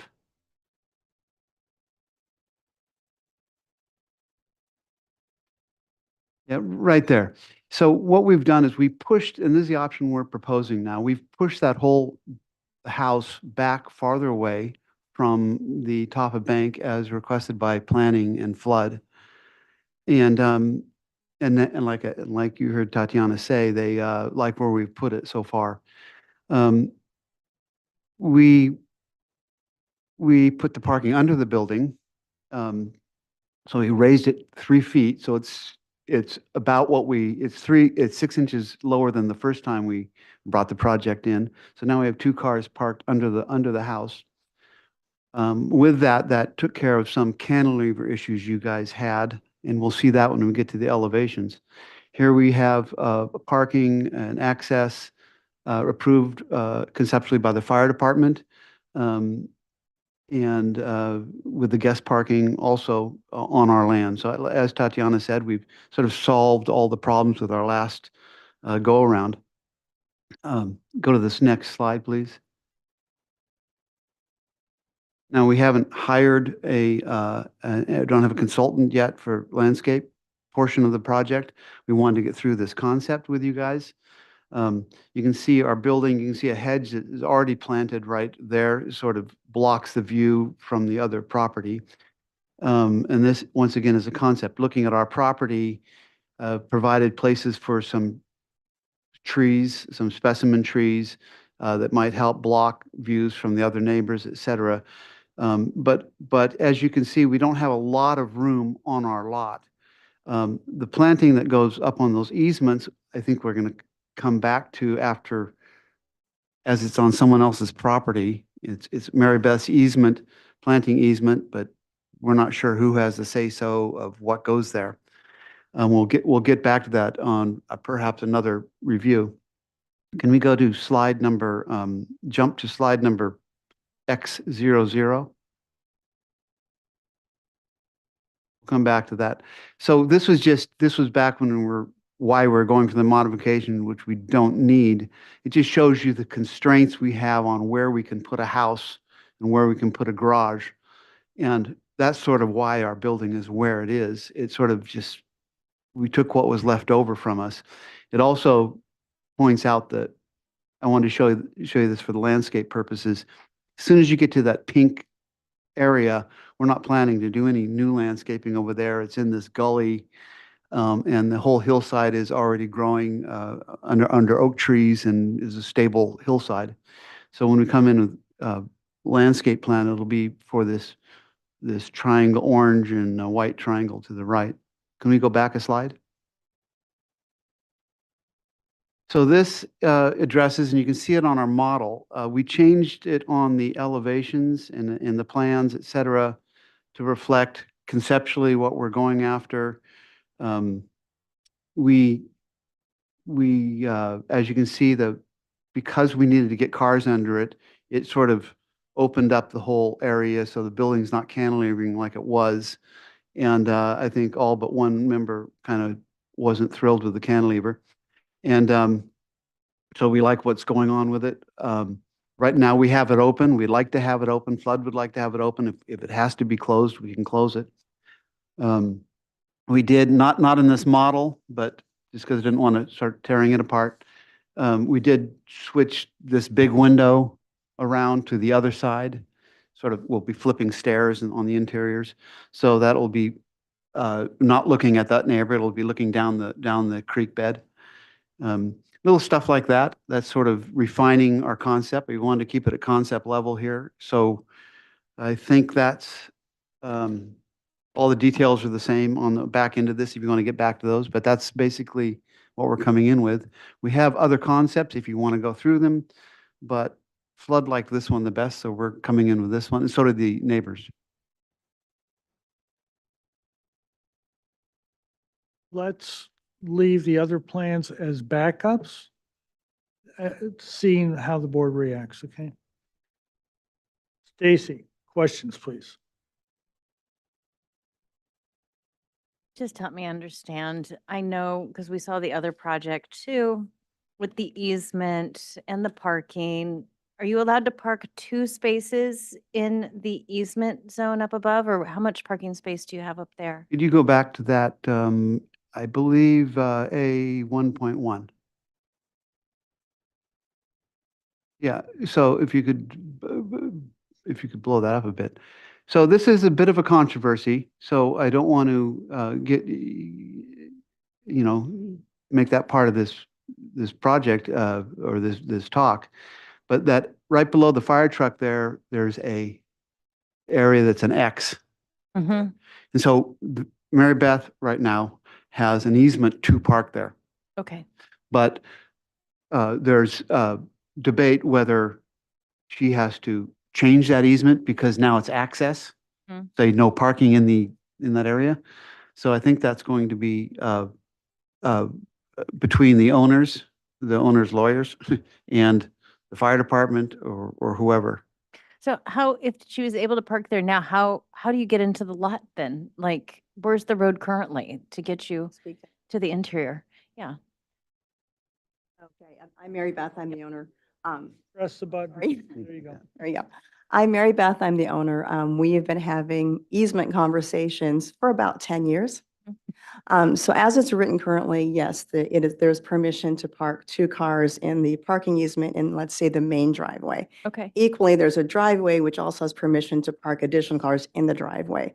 But now how we've designed it is there'll be no cars using those parking easements. You'll just simply drive through and park on my property in particular. So I feel like it's been solved, even though, yes, there's permission, Yes. but we're trying to close that conversation. You're giving up parking in the easement essentially and parking now just within your property, but using your previous parking easement as access now to your lot. Correct. Better And I'm currently parking there. Okay. So I'm trying to close that conversation. It's been going on for a long time and cost me Understood. a lot of money. Yes, yeah, no, I get that. But you have no other parking now left in that very large space that Correct. I can also see has a huge fire truck turnaround. Correct. So I'm using those parking spaces, which is legal to do now. Yep. Once the house is built and I can park under the house, that's where things will be parked. Great. That's it. Bill, questions, please. Yeah, so is can the parking be in the setback? Maybe that's a question for Tatiana, the parking 3 space that's open, it Go shows, down to another plan. if you just scroll down a little, right Yeah. there. It looks like it, Tatiana, are you there? You're muted. This is Tatiana. Yes, we looked at the uncovered parking requirement and as long as there's not a structure in the setbacks, there shouldn't be a problem with uncovered parking. I think specifically because this is an interior lot, so they don't have the typical, there's no street frontage and there's not a typical like front and side and rear setback. Normally you could park in the rear setback, for example, for this type of lot. They're allowed to park within that space. And Jeff, to you, that parking space, does it need to be pushed right to the property line? Do you have a little room to give a little bit of planting there along that edge if you had to? Yeah, once again, we're getting this as close for conceptual. There's other places it could go, and it could go parallel to the upper area too. So, Got it. Okay. And then your oak tree there, I think right at the top of the bank, is that an oak tree? That Sycamore. Sycamore, okay. And did you, arborist, look at that? Is that cool with the roots and everything and the canopies and all that is all clear with your building? Yes, Bill Spiewak did the report. Okay. And then I know more of the easement question, but that easement as you pass the parking that you are talking about and you're in that pedestrian access area, that's landscape buffer. So you'll be able to landscape that, but anyway, that maybe. Yeah, there's a landscape buffer that Mary Beth got when she built her, you had that other lot with a circle, with a round building. And that's hers to landscape. You can. It's on someone else's property, so we're in a funny situation here. Kind of weird, yeah. Okay, thanks, that's it. Dave, questions, please. No questions. Tip, questions, please. No questions. Rob, questions, please. Jeff, are there boulders and rocks on the site? No, there's lots of boulders and rocks under the site. That's where when we did the foundation for Mary Beth's roundhouse, they all came from under the house. So Okay. it is only rocks down there. So for me, first of all, the fact, what I didn't like before when there was nothing under the building, and so I like where you're going with it. So what is the structure underneath the house now? And I always like the upper part of the house quite a bit, but. At the moment, it's board form concrete, some stain or color. Did you ever think about or consider where there's like some guys in town like Bruce Garcia who do fake rock and make the place look like it's kind of nestled on a rock outcrop or something like that? Or Well, I don't like the fake rock, and so I'd either like to have concrete or that's what or stone. some of it's FRC is concrete basically is. Yeah. So anyways, it's kind of a question. Did you consider doing? I mean, when I use the term fake, then that's sometimes is a turnoff. But some of that's done, really quite nicely and looks really authentic. And so it's just kind of a thought. So anyways, those are my questions. Thank you. Robert, No questions. and I have no questions. I have one speaker slip from Adele. Is there anybody else here that wants to speak to us? Adele, please. 3 minutes, please.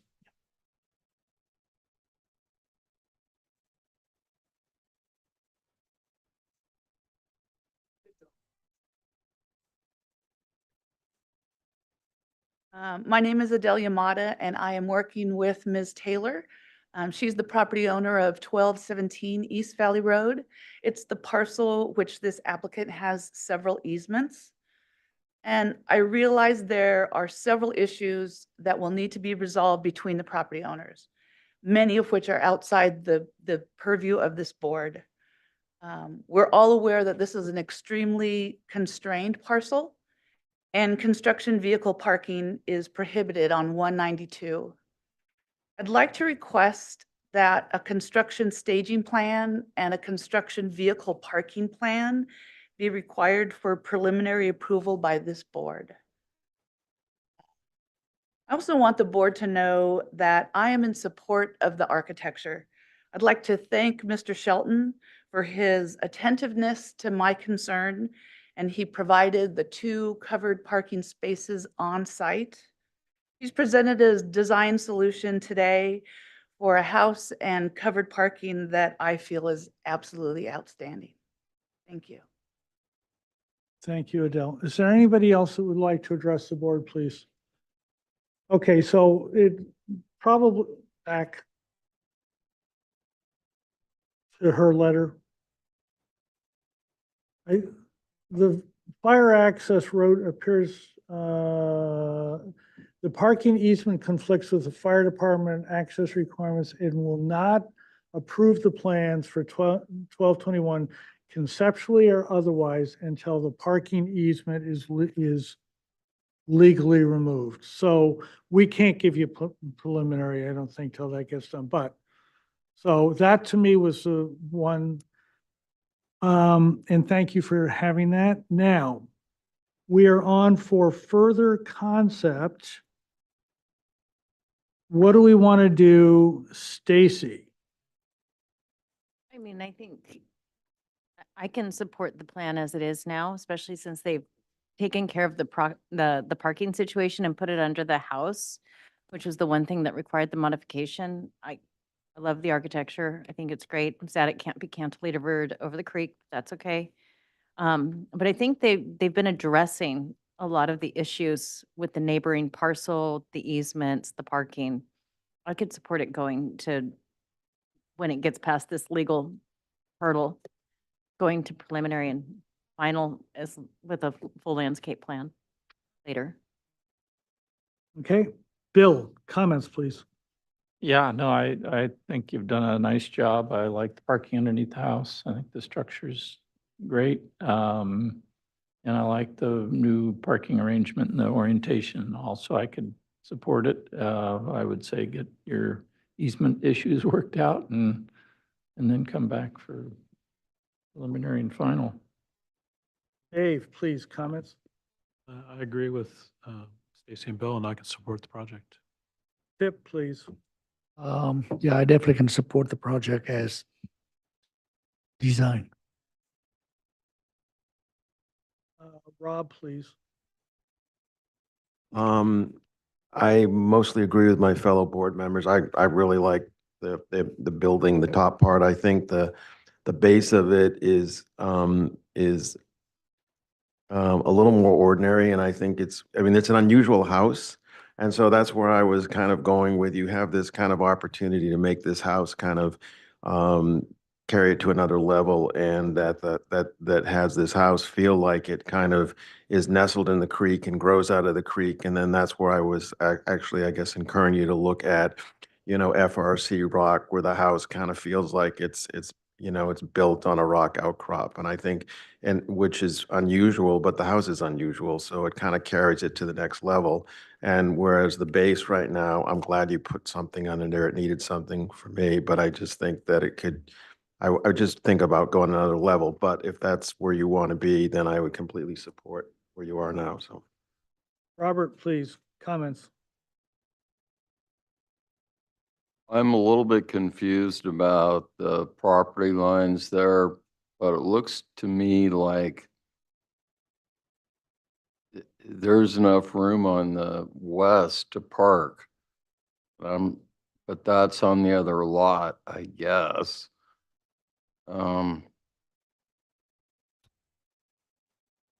I agree, stone would be nice, but you're gonna get plenty of boulders, and I think it should be real stone. Those are my comments. And the civil matter of the access and the parking is not in our purview, as Adele stated. But I like the architecture, and I like the fact we have parking underneath. So I support this project going forward.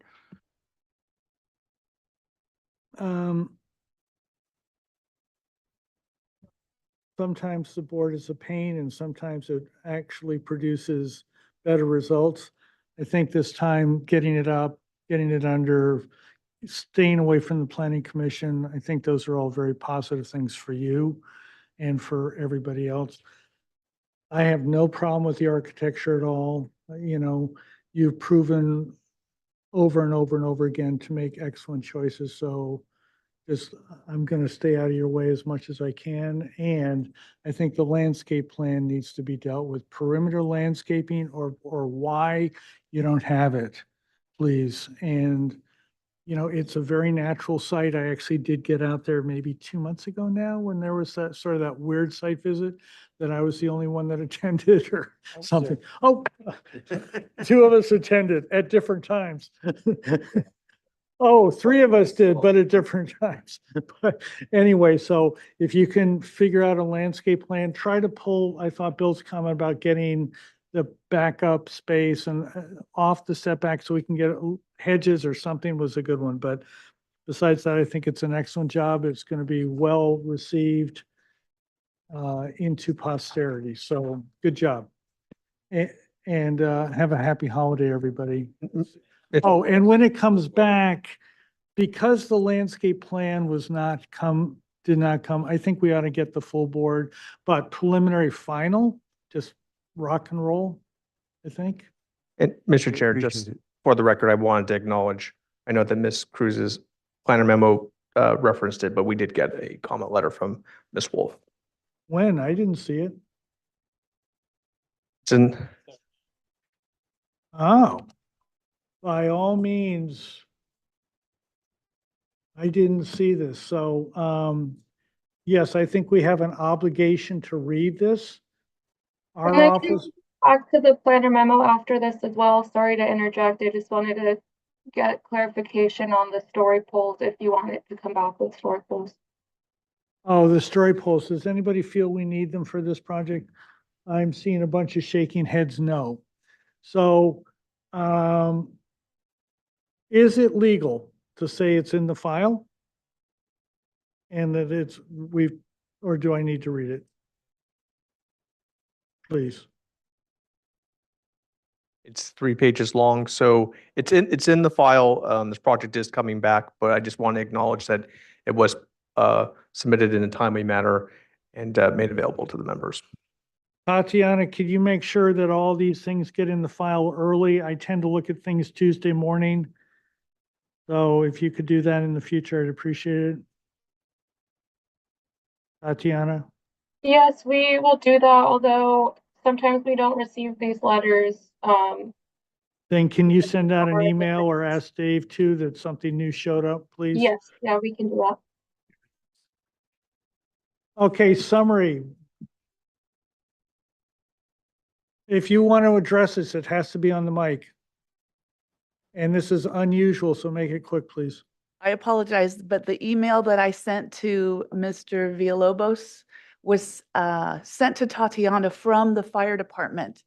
And her letter, it conflicts with what the fire department is requiring.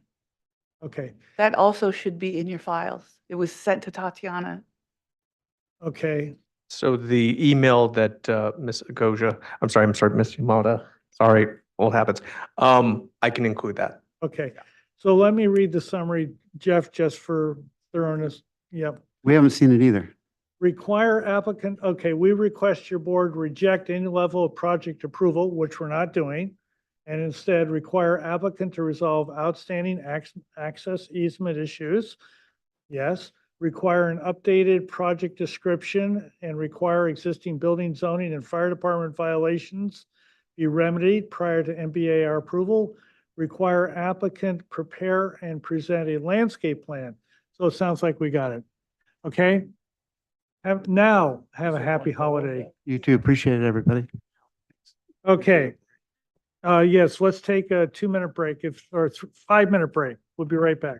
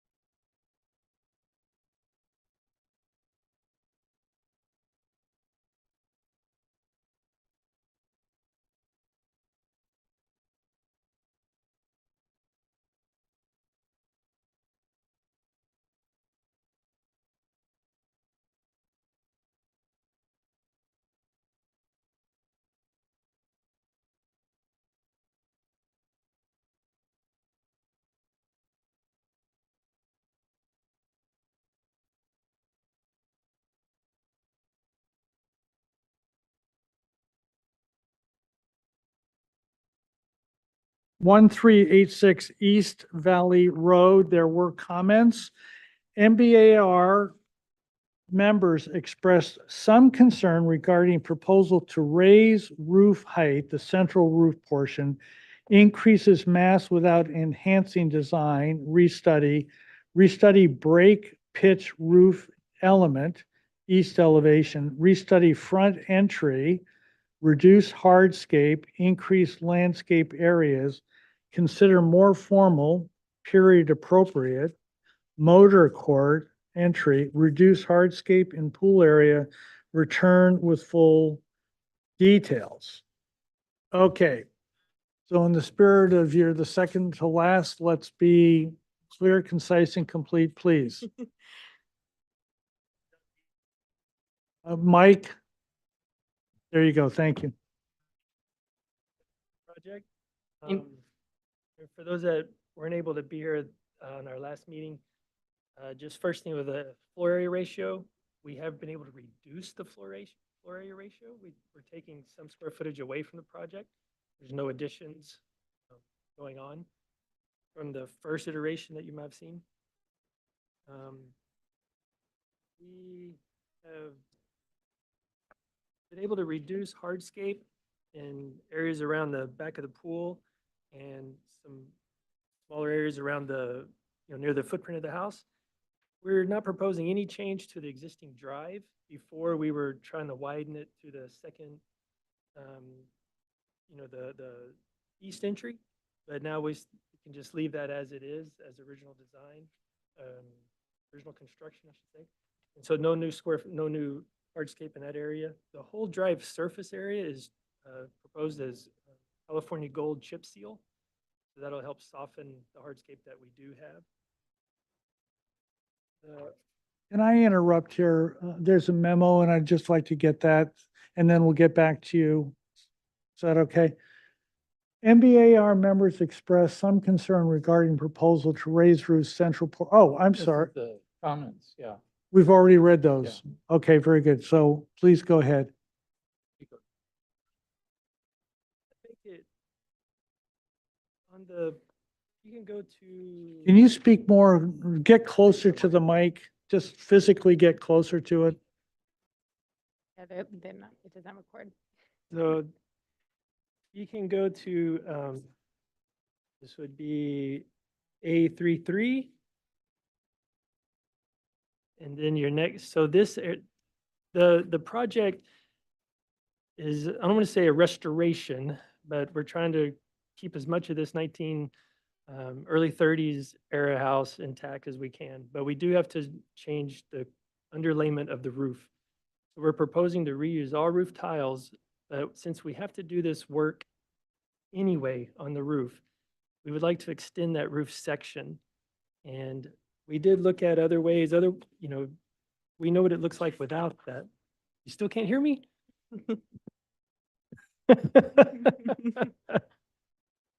All right, thank you, John.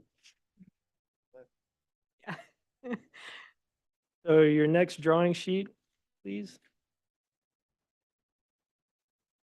So that portion that we talked about is, we'd like to, no change in the roof height. It's existing roof height, but we'd like to extend that east section to tie into the west section. Right now, that west, it feels like three separate compartments of the house. And so we'd like to get these unified, tie them together like you would have seen in a, Andalusian farmhouse of this, that this era is replicating. And you can see one example on the left where, that's what we're doing. And that would be the kind of the final look. So we have a little more of this, the roof tie, a small section of the stucco surface, ties this. So now we're linking that east and west together, elongating it like you would have seen historically. The entry area stays very similar, but we'd like to get the paint off and do it as a dark stain as you see it in the rendering. And then where the existing window openings are, on the east side, you see a balcony component off that master bedroom in the upper right. And then another existing window opening that's to another bedroom on the west side. That would have a shallow balcony as well. And those were that component we're talking about with extending that roof. If you can please go to the next rendering. So that's our elevation. Can you please go to a 4.2? So, go back one. So this is the backyard side, the north side of the house. We were asked to study what does that look like instead of a break pitch roof. And so we kind of looked at that. It does raise an area. This is the left wing, and it's a master suite where you see that gable. So we wanted to study that because the board had asked us to look at that. And if you can go back to 4 for the previous sheet.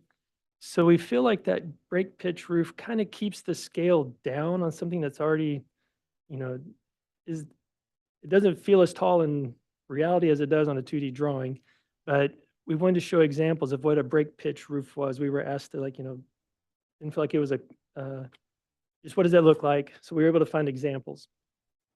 So that break pitch kind of keeps that area shallow. And the reason we're doing this, I'm sorry for the ones that weren't here last, that existing bedroom, the plate height is I think it's barely 6 feet.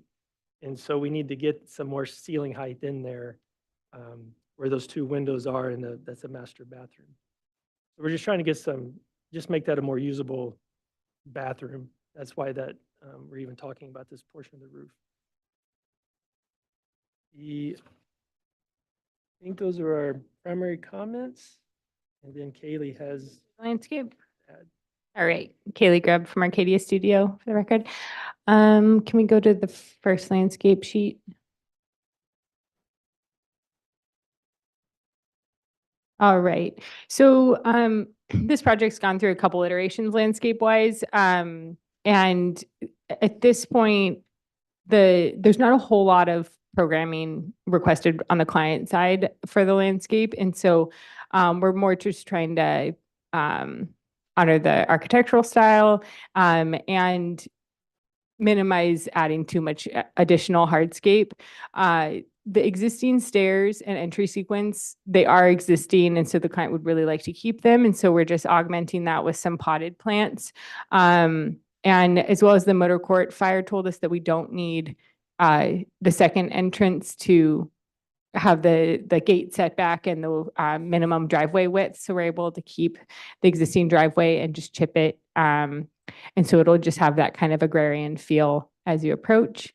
There's really dense screening on the west side right now because the driveway does follow that property line, and it's really a bare minimum width when it passes the house. We're just using that existing screening there, but we are providing new screening to the north and east sides, as well as layers of planting in the front yard, in the inside of the driveway. We're adding a few new trees, a jacaranda to anchor the east side of the east corner of the house, some bay laurel screening to kind of flank the stairs, the entry sequence, so that it doesn't feel so open out there. And then some fruit trees along the east side. And then the backyard, the previous version you saw had more hardscape than this, so we've trimmed that back a little bit. There's a little outdoor kitchen element, just enough paving around the pool for some lounge chairs, and then some flagstone steppers through a little bit of play lawn for the family. Pool equipment is located, and otherwise we can, WELO calcs are on our irrigation page. We're well under, we're removing quite a bit of lawn from what's existing there. And just with the little patch in the back. And we can flip to the planting sheet if landscape architects want to take a look. For the most part, in front of plaster walls, if we're not hedging it for screening, we're putting some, sorry, you can keep going, David. I put like a few sculptural plants, like a furicrea and a few agaves, things like that. Otherwise, we're keeping the plant palette pretty simple on the sides and behind the front wall, with a little bit of pops color close to the architecture to show off against the white plaster. So but pretty straightforward. And lighting, there's not enough mature trees on the site to hang many downlights. So for now, we're just putting the path lights because that's what we'll be able to do. That's it. Done. I'm done.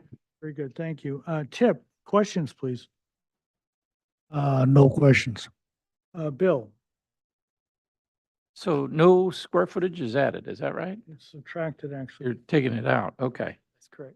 And Kaylee, the pool equipment enclosure, do you have an enclosure around? That's new equipment, is that right? That's a new. It'll be new. Yeah, there's not currently a pool. And what are you doing for that enclosure? Is there a wall, site wall, fencing? I'm not sure if we call it out right now, but we can do a block wall if we need to. We're planting it out currently. We have the hedge on that. We have the property line hedge, so it'll be screened from the neighbor visually. But we can put a block and plaster wall around it. Okay. Yeah, no that'd problem. Probably be good. All right, that's it. Thanks. Rob, questions, please.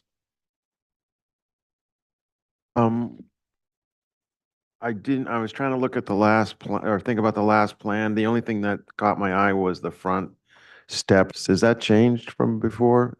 Before we were proposing a new design for the front steps, and the owner would really like to just keep the existing hardscape. And so that's when I augmented it with the pots there. What's the material on the? It's currently sandstone, I believe.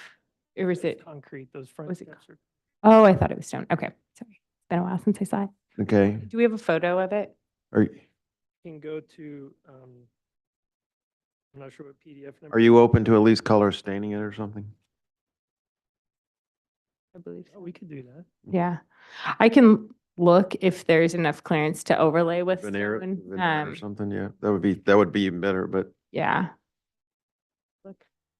You done? yes. Stacy, please. I'm curious, how do you back out of, how do you turn around in the driveway at the garage? You have to back out the driveway all the way down to the half loop? They currently back into their like front motor court kind of, and then pull out forward onto East Valley. It's a long pull out. Yeah, it's a tricky existing condition because of the existing garage location. And otherwise they just end up with so much paving in their backyard, which is their kind of functional space. Yeah, okay. That's my biggest concern and question. Okay. Dave, questions, please. Questions? Robert, I'm looking at the west. Is there room for a planter or is there already a hedge on the other side? There's already a hedge on the other side and it's currently paved all the way to the property line. And it's pretty narrow as it passes the house. That was our Have consideration. you considered only one entrance rather than two on the driveways? We did, and the client would really like to retain the two entrances. No more questions. can you move the garage and attach it to the west side of the house? And thereby eliminate all that driveway, grab it for your own backyard. I'm sorry, where were you proposing the new location of it? You see those really dark letters on the driveway? Uh-huh. Somewhere in that area or maybe even a little closer. So the challenge is that it'll be in the setback. It's existing non-conforming, I believe. Shouldn't speak for you. And so any other location puts it in a setback. Okay, very good. Thank you. Yeah. Public comment. Is there anybody that would like to address the board on item number 6? 1386 East Valley Road, please. No requests. Okay, we are on for both preliminary, final. Back same order. Tip, please. Well, it's, I'm not really sure why we raised the pitch, but if you read the roof, but it's, well, the house is not attractive in the first place and it's not looking any better now. So I guess it could go either way. Thank you. Bill, comments, please. Could you go to the elevations real quick? Yeah, I think generally I'm okay with what you're proposing here in the elevations. I think the one above that probably. Yeah. Yeah, there. I think that looks fine. Actually, go to the next one we were looking at a minute ago. I mean, I would check your head heights on that side over there. Is that the north elevation? That's the proposed, right? That's not an option or something, yeah. I would just, I don't know what the head height is, 6'8" or, but anyway, the plate difference there between the plate and the window head looks a little high, so. Other than that, you know, providing some kind of sound barrier for the pool equipment, I think would be the only thing I'd request. That's it. Rob, comments, please. Can we go to the site plan, please? Or the landscape plan, the colored one, sorry.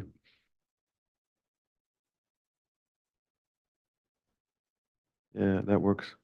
I mean, my only comment, I mean, in regards to the garage, it seems like you could and have a gravel landscape element in the back and use that in a manner that it looks like a landscape architect, but I mean, it looks like a landscape element, but then serves so that you can actually use it as a turnaround. And I I think the front entry should have some color staining or some veneer, and then the path on the right-hand side of the property would be kind of an opportunity, to maybe have a little more movement in the path and some mounding or something. But other than that, I'm fine with your project and would support it. And it's come a long way from where it was. So thank you. Stacy, please. I can support the architecture. I think it's fine. You know, yes, that whole entry landing is still pretty large. I think the trick is going to be softening it with really good pots and planting. But I do think coming back though, that you still have to resolve turning around at the garage. And I think you can, just like Rob said, that entrance on the gate, work that open a bit so that can become the turnaround. But also too, you do have a lot of room in the backyard too, if you want to reprogram and move the outdoor kitchen around to at least have a turnout. Because pulling back that distance backwards, I mean, if there's kids, dogs, it's just very awkward. That's it. Dave, please, comments. Support the. That it? Robert, I support the project as well. I think it's unfortunate that you're raising that center portion of the building. It has a definite built over time. People kind of slammed a new addition onto an existing building the way it exists now. In my personal opinion, it has more character than what you're proposing.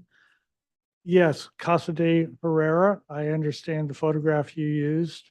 And yes, it's classic, but it's not 3 stories, it's 2 stories. And I think you're making this much bulkier. I don't know if it's a death, condition for my vote, but as I said, I consider it unfortunate. The color that you have is, I think, 88.14 LRV. It needs to be at 84. I looked it up. And I agree with people that have talked about landscape, some kind of concrete block wall around the pool equipment. So, and besides that, changing the roof pitch so that you get the head heights, yes, of course. Now, does anybody else agree or feel as strongly as I do? Oh, and I don't know. We recently saw an approval on parking modification that was approved by the director. It did not go to the planning commission. I think that you guys, if you could find a way to bring that garage forward, you open up not only where the pool is along that, but you grab that little kind of thumb space, I don't know what you want to call it, that little finger that's up there, which is now completely worthless to you guys. I think you grab a lot And it makes the homeowner experience a lot better, and it's easier to pull back. I would highly encourage you to at least explore whether or not there's a way for you guys to get a modification for that without it becoming torturous. Now, anybody else feel as strongly as I do about the center portion of that roof, or does everybody just think it's a draw, please? I'm okay. What? What's your, it's a draw. Yeah, but your comment on the garage is exceptional. I think absolutely should be looked at. There's definitely ways to do that and even turn in, and there's ways to incorporate the garage as part of that house and really enhance that property in a big way. So, okay, that's up to them to figure out if they want to do it.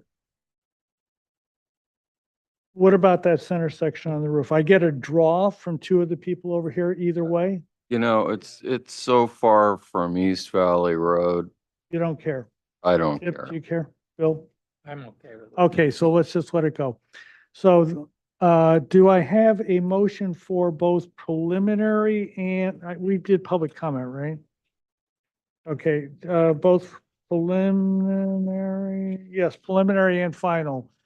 With the, I'd like to move for preliminary final with the applicant to provide a color that has an wall color with an LRV of 84 or less, provide concrete block or similar pool equipment screening. Is there a second, please? Well, can I add something to it? Yes, please. And could we enhance the front stepway landing either with a veneer or color staining? Okay, okay. So that's a second with that as an additional comment? Okay. Any further discussion? All those in favor? Aye. All those opposed? We have one more item, item number 1, asked to be pushed back here. Thank you all. Have a happy holiday. Yeah. Okay, there was a conflict with the applicant. Daryl, are you back with us, please? We are. All right, can you hear me, John? Yes. Hello? John, can you hear me? Yes. Yes. Oh, great. Okay, Daryl Becker, with Becker Studios, here with Derek Eichelberger representing the Stancliffs, regarding 170 Butterfly Lane. This is a house that was originally built in 1968, and we are making a small or modest addition of 337 square feet to the residence and doing some architectural enhancements to the outside of the building. The existing building is a very low slung, single-story residence. This is a rendering here of the improved house when completed. The FAR is at 100% with the addition of the 337 square feet. So if we take it to the next sheet.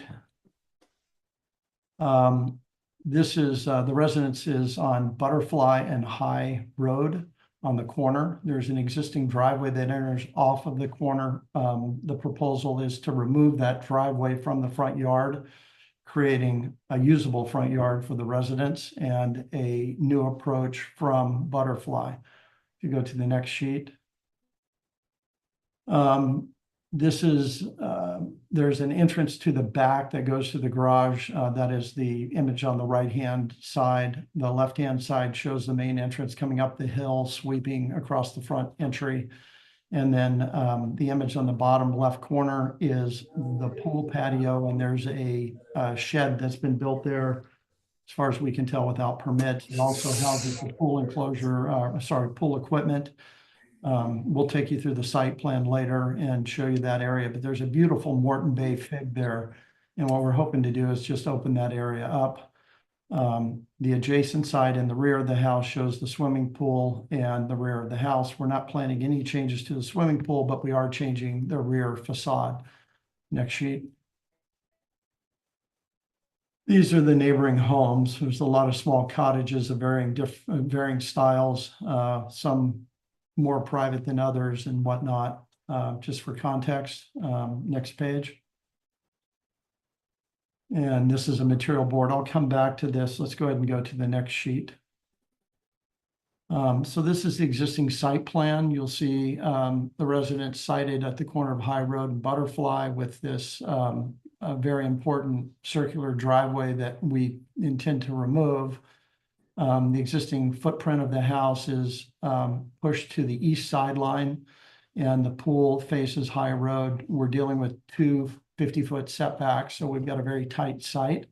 And you can see that pool equipment shed out underneath that large tree on the southwest corner. The next sheet will take us to the proposed site plan.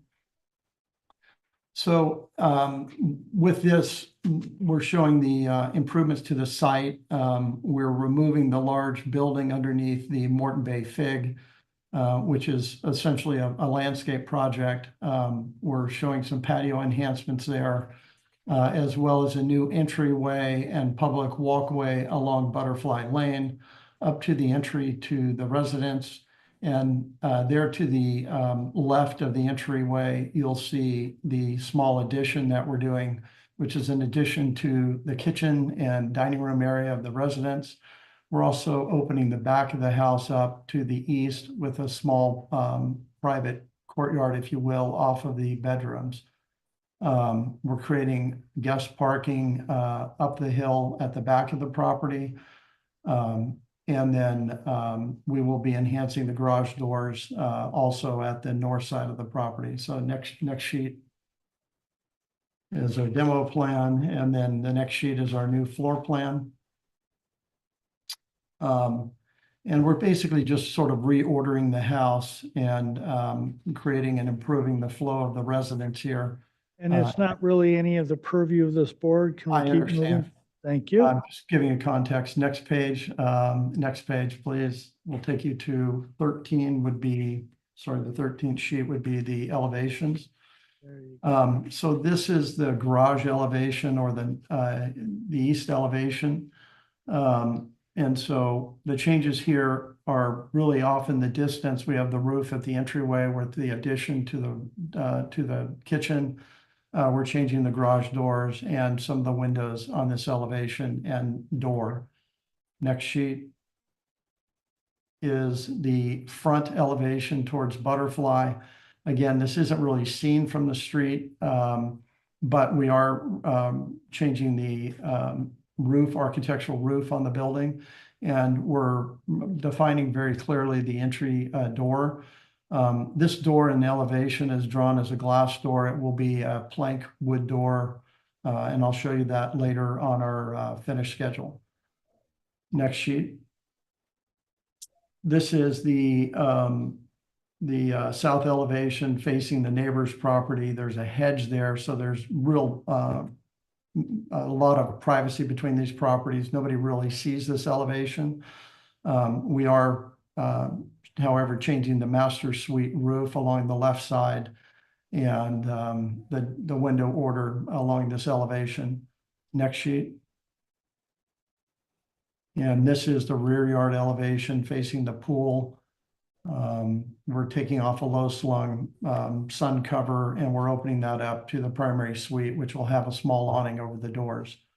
And I think with that, we can go back to the finish sheets, which would be sheet 5. So again, this shows the elevation facing Butterfly Road up in the left-hand corner. The materials will be copper gutters, 2-piece mission tile, an oak plank front entry door with a small peep hole, speakeasy hole. Materials will be solid stone and or gravel. We are introducing a trellis at the back of the residence in the backyard facing the pool. So we're showing an inspiration image there. Our colors are Benjamin Moore Dune White with an 80.18 on the majority of the building, and a darker color trim, Benjamin Moore Midnight Oil.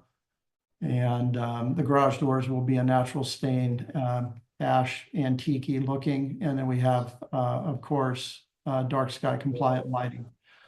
With that, I'll pass it over to Derek for the landscape plan. Derek, are you on?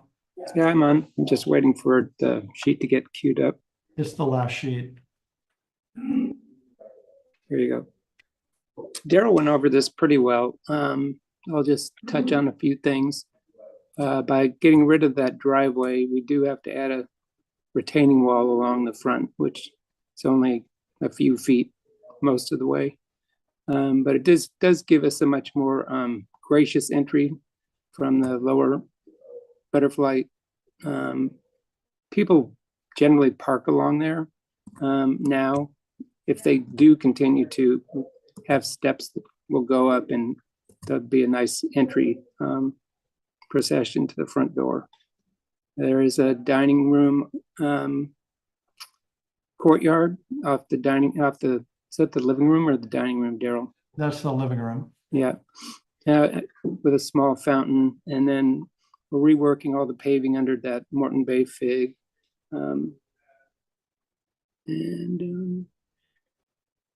That's about it. And Derek, I just want to point out, this is the site plan, not the landscape plan, which is page 18 of the set. So I don't know if you want to go there. There's some inspirational Oh, yeah. items there. 18. Yeah, they're mostly paving. We're going to try and introduce a little bit of brick and a little bit of stone, I think, in a complementary type way, which is evidenced in some of these photos. And the two fountains you see are some we've done previously that we might try and tweak a little bit. So that's it. John, that's Thank- it. You're done, Daryl? Yes, we are.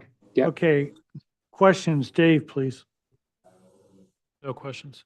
Stacy, please. You see the photo of the Morton Bay fig? I saw it earlier. It was great. I'm just curious, Derek, just about the paving underneath the fig, if it doesn't have a bunch of roots in the way It's on sheet 3. doing that. Yeah, right now there's just loose paving, but the paving that they're using is really unappealing. So we'd be doing the same thing, just stone probably over sand. Okay. With no grout joints. I mean, no mortar joints. But just leveling the whole area underneath Yeah, and then you can just see in that photo. dry laying sand. Yeah. Yeah, No, it's a great tree. So that was It's my really biggest concern. Yeah, no, it's the best asset on the lot. Yeah. That was my only question. Robert, please, questions? No questions. Yep. No questions. Bill? We go to the site plan real quick. I'm confused. I think maybe your property line labeling is off. Is the property line to the center of the street? As you're measuring your 50-foot from the center line of the street, right? Yes, that's not the property line. The property line is Okay. on the the side hill. Where the green starts.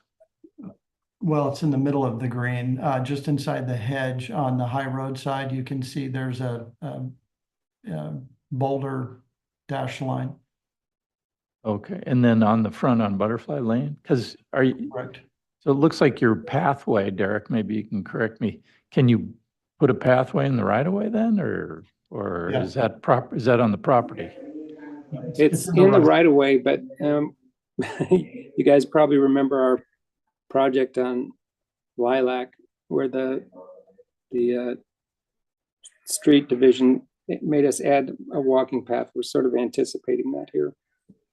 Sort of a bucket brigade kind of a thing. Yeah. That's sort I of think what so. it is. Yeah. Okay. And then can we go to the roof plan real quick? I just wanted to make, I couldn't tell if you had, do you have any flat roofs still or not? We do. We have right there. Okay. So this is the proposed roof. We're leaving the flat roof over the living room and then over the garage and the rear bedrooms. So the prior sheet, I believe, is the, you can take a look at. So is there going to be then kind of shed roof pieces there, like the flat roof ties into that one on the upper portion there? It was hard to tell in the, because it wasn't a 3D model. It looked like. Yeah, there Maybe is. go to the elevations real quick. It'd be on 13 and 14.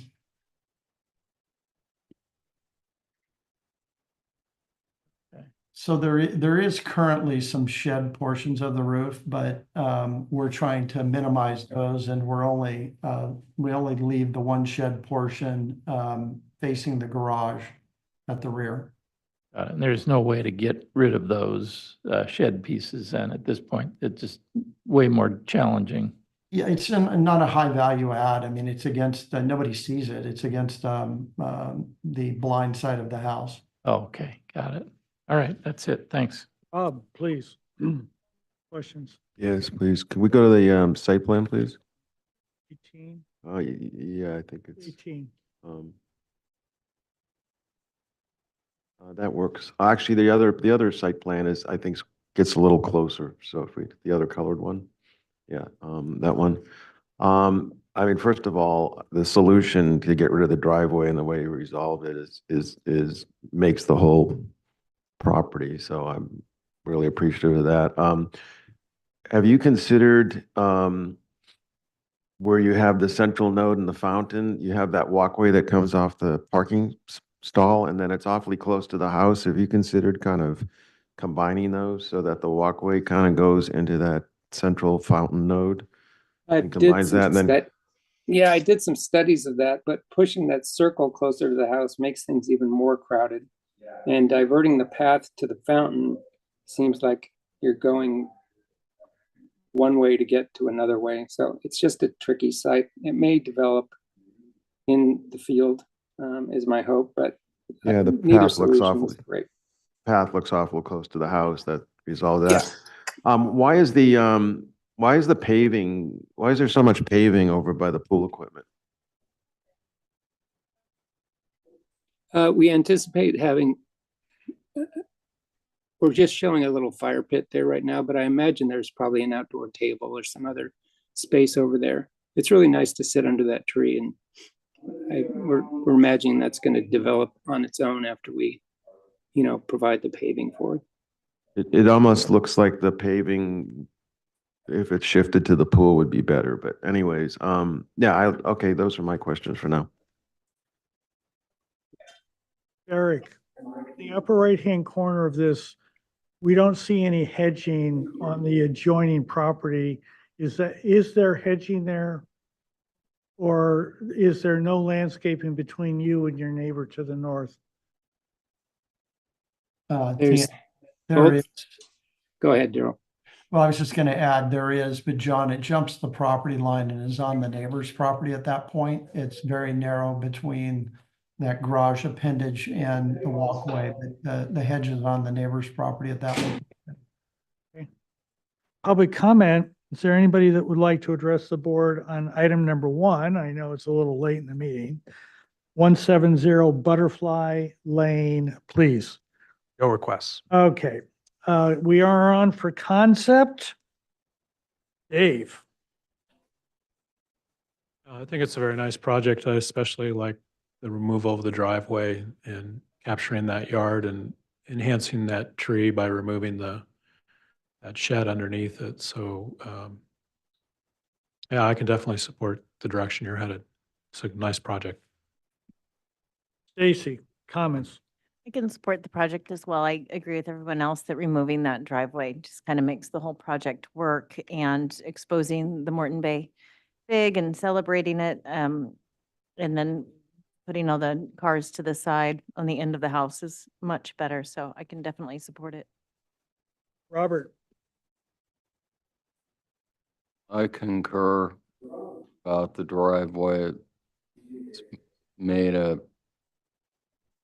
big difference in the yard. The only thing I would encourage is if you're stripping this place to almost the studs to at least 2x8s at the major openings, like the front door, the garage doors, because you're going off this, you're going on this Mediterranean path, and you really need to have the walls look thicker, have some reveal to them. So as you develop it, if you can incorporate those at the thicker walls at the major openings, that would be great. That's it for my comments. Chip, comments? I can support the project as submitted. Bill, comments, please. Yeah, I can support it as submitted as well, and I appreciate the driveway removal in the front. Thank you. Rob, comments, please. Yeah, I agree with everybody that it's a really nice project, and I think it probably could go to preliminary final. I do believe that pathway coming off the parking spot and then combining that with that fountain would be more successful, because right now it looks like you're kind of walking to the corner of the house. And I do think that some of the flagstone paving is like, there's not enough around the pool, and then there's too much over by the pool equipment. So there's some finesse things I think you could do, but I think you've done a great job, and this project is going to be really nice when it's done. Yeah, I also like the project. My one comment, Derek, is I'd love to have the landscape hedging at the driveway shown. Kaylee used a brown tree thingy on the last project we reviewed. And if you could just show the hedge or whatever it is on that northern property line so that we see that, because right now it looks like there's nothing. But besides that, I think it's a nice project. So now, where do we want to go next with this project, gentlemen and ladies? Where?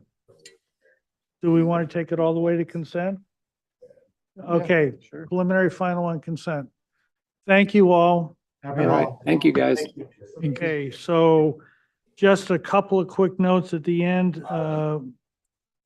Stacy, Rob, and I were reappointed to another 4 years. And that official notification came in yesterday or the day before. So 100 more meetings, guys. Yeah, just to get you. 3 weeks till our next meeting, Christmas, New Year's, and then it's the very next Thursday. And then Roy Lee was here to greet the members of the Planning Commission yesterday and is trying to do serious personnel review, et cetera. So if you're not aware, Roy Lee. the new Das Williams replacement, Oh. What's his name? Roy Lee. What's he? He is, ask every member of the Planning Commission to voluntarily resign so he can review everybody and reappoint the Planning Commission in his own image. So, well, bold move, man. Okay. So do I have thank you all. Can I have a motion for, To adjourn last meeting of 2024. is there a second? Second, with a Merry Christmas and Happy New Year to all. All those in That into favor? the minute. Aye. Aye. Kimberly, if you'd like to join us.